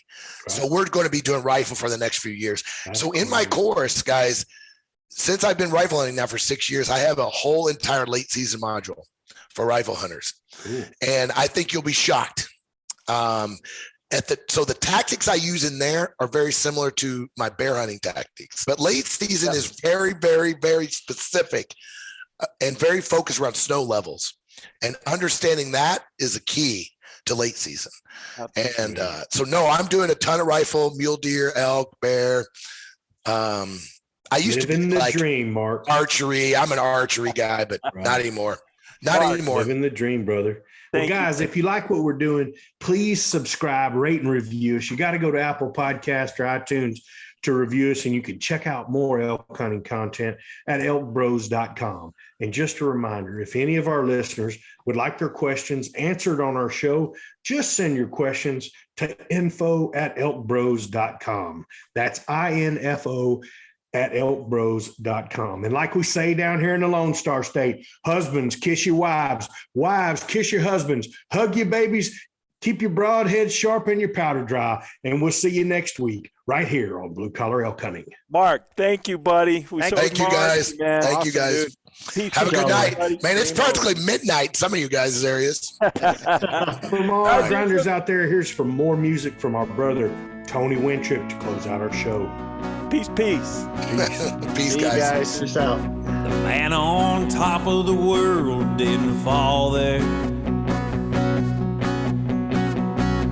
He knew how to earn his keep with a wall there. He could look anyone in the eye, never was afraid of goodbye. His strength was unimaginable. Through the darkest winter storm, never was above the norm. You gotta believe he's unstoppable. And if he'd never done it, he would tell you so. Never complain, it's the way life goes. The man on top of the world didn't fall there.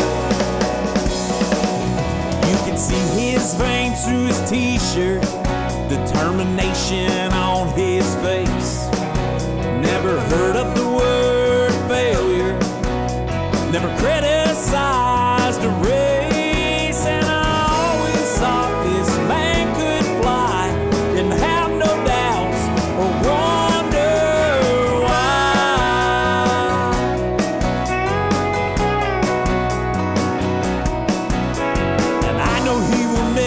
crash and burn.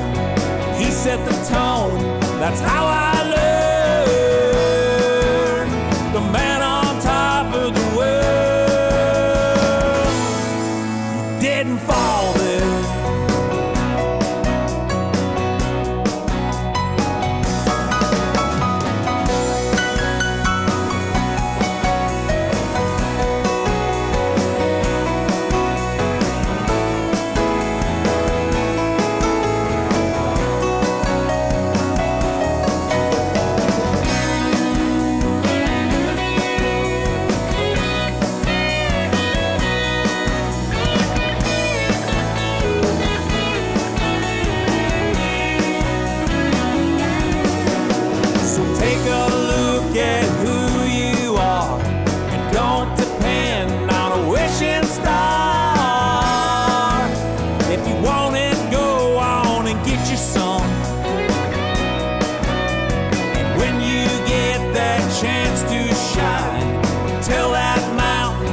make you